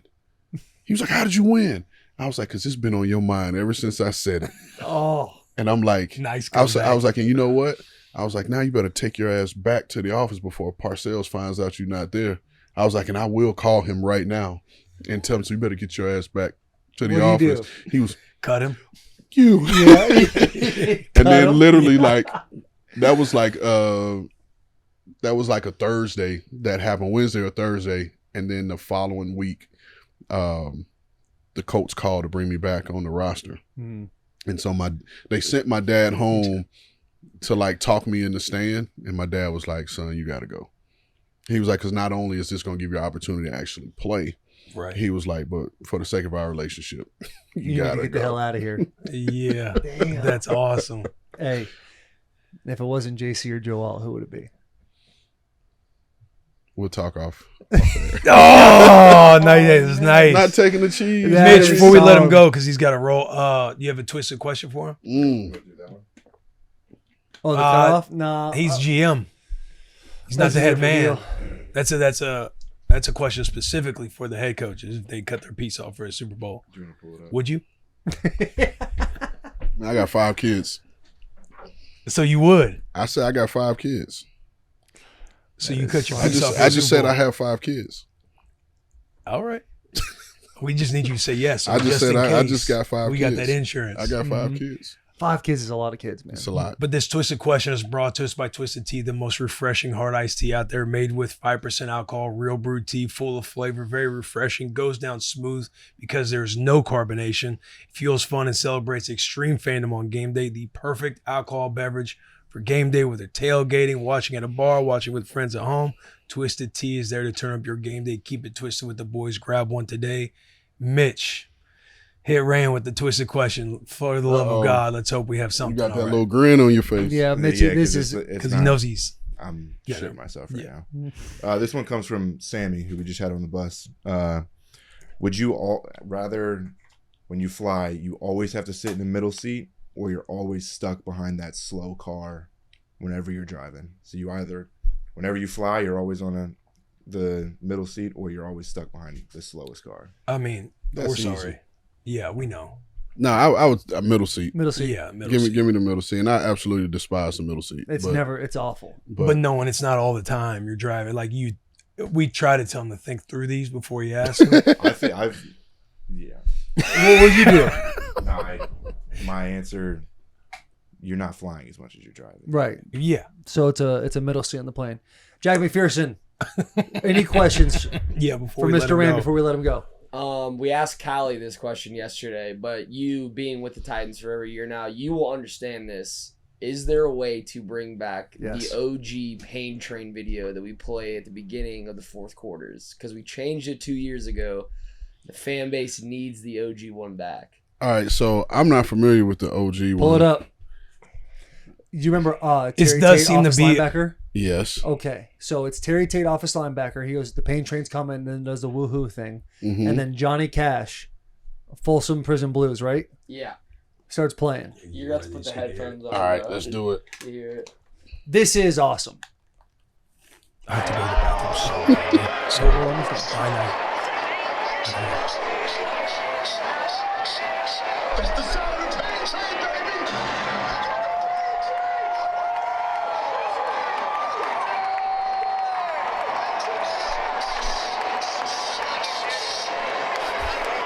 Get the one Dude, those Fletcher eyes, YouTube bro. videos were so good too. Can we bring that back? We might be able to do something. And can Bussin' with the Boys be the 12th Titan and swing the Sword of Honor? Can Jack McPherson? Yeah. That would be pretty sweet. I'm not gonna lie.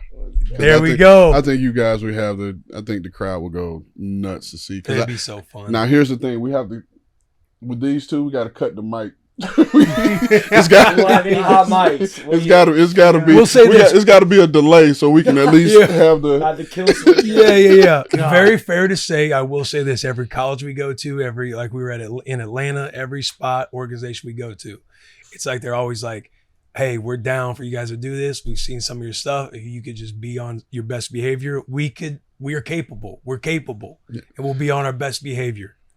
Like I said, just. Yeah, They turn might the need to let me. volume down. They might need to let Give me him a have fake the mic. button. Yeah, The yeah. mincy Mic say the don't mincy button. Yeah, I might need to have that button. Yeah. 7-second delay. Rand, we appreciate you coming on. Nah, man, I This appreciate has you boys, been man. awesome. Nah, man, I appreciate you I will boys. tell you, this bus and all of us in here are so excited about what the Titans are doing. We're so stoked on what you've done in free agency and the draft.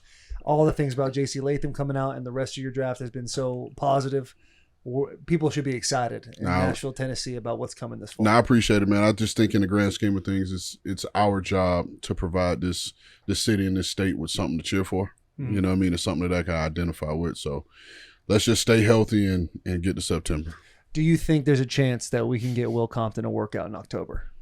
Yeah, December. Let's say December. December? Yeah. I Holiday mean, season. You don't want to do that. You want to do it before Thanksgiving because you know. All right. You and food. Workout October. Potential sign in December. yeah, I mean, you can go over to Fitness 19. They got all the equipment you need to work out.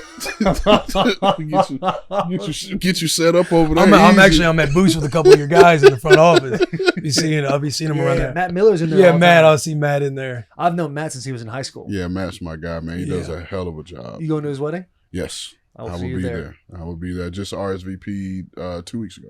I love it. Well, thank you so much for coming Yeah. on. No, I man. appreciate you, boys. Hey, that was awesome, bro. Thank Appreciate you, you. man. We could talk all day Appreciate you. long too, because man, you're an undrafted gritty cat.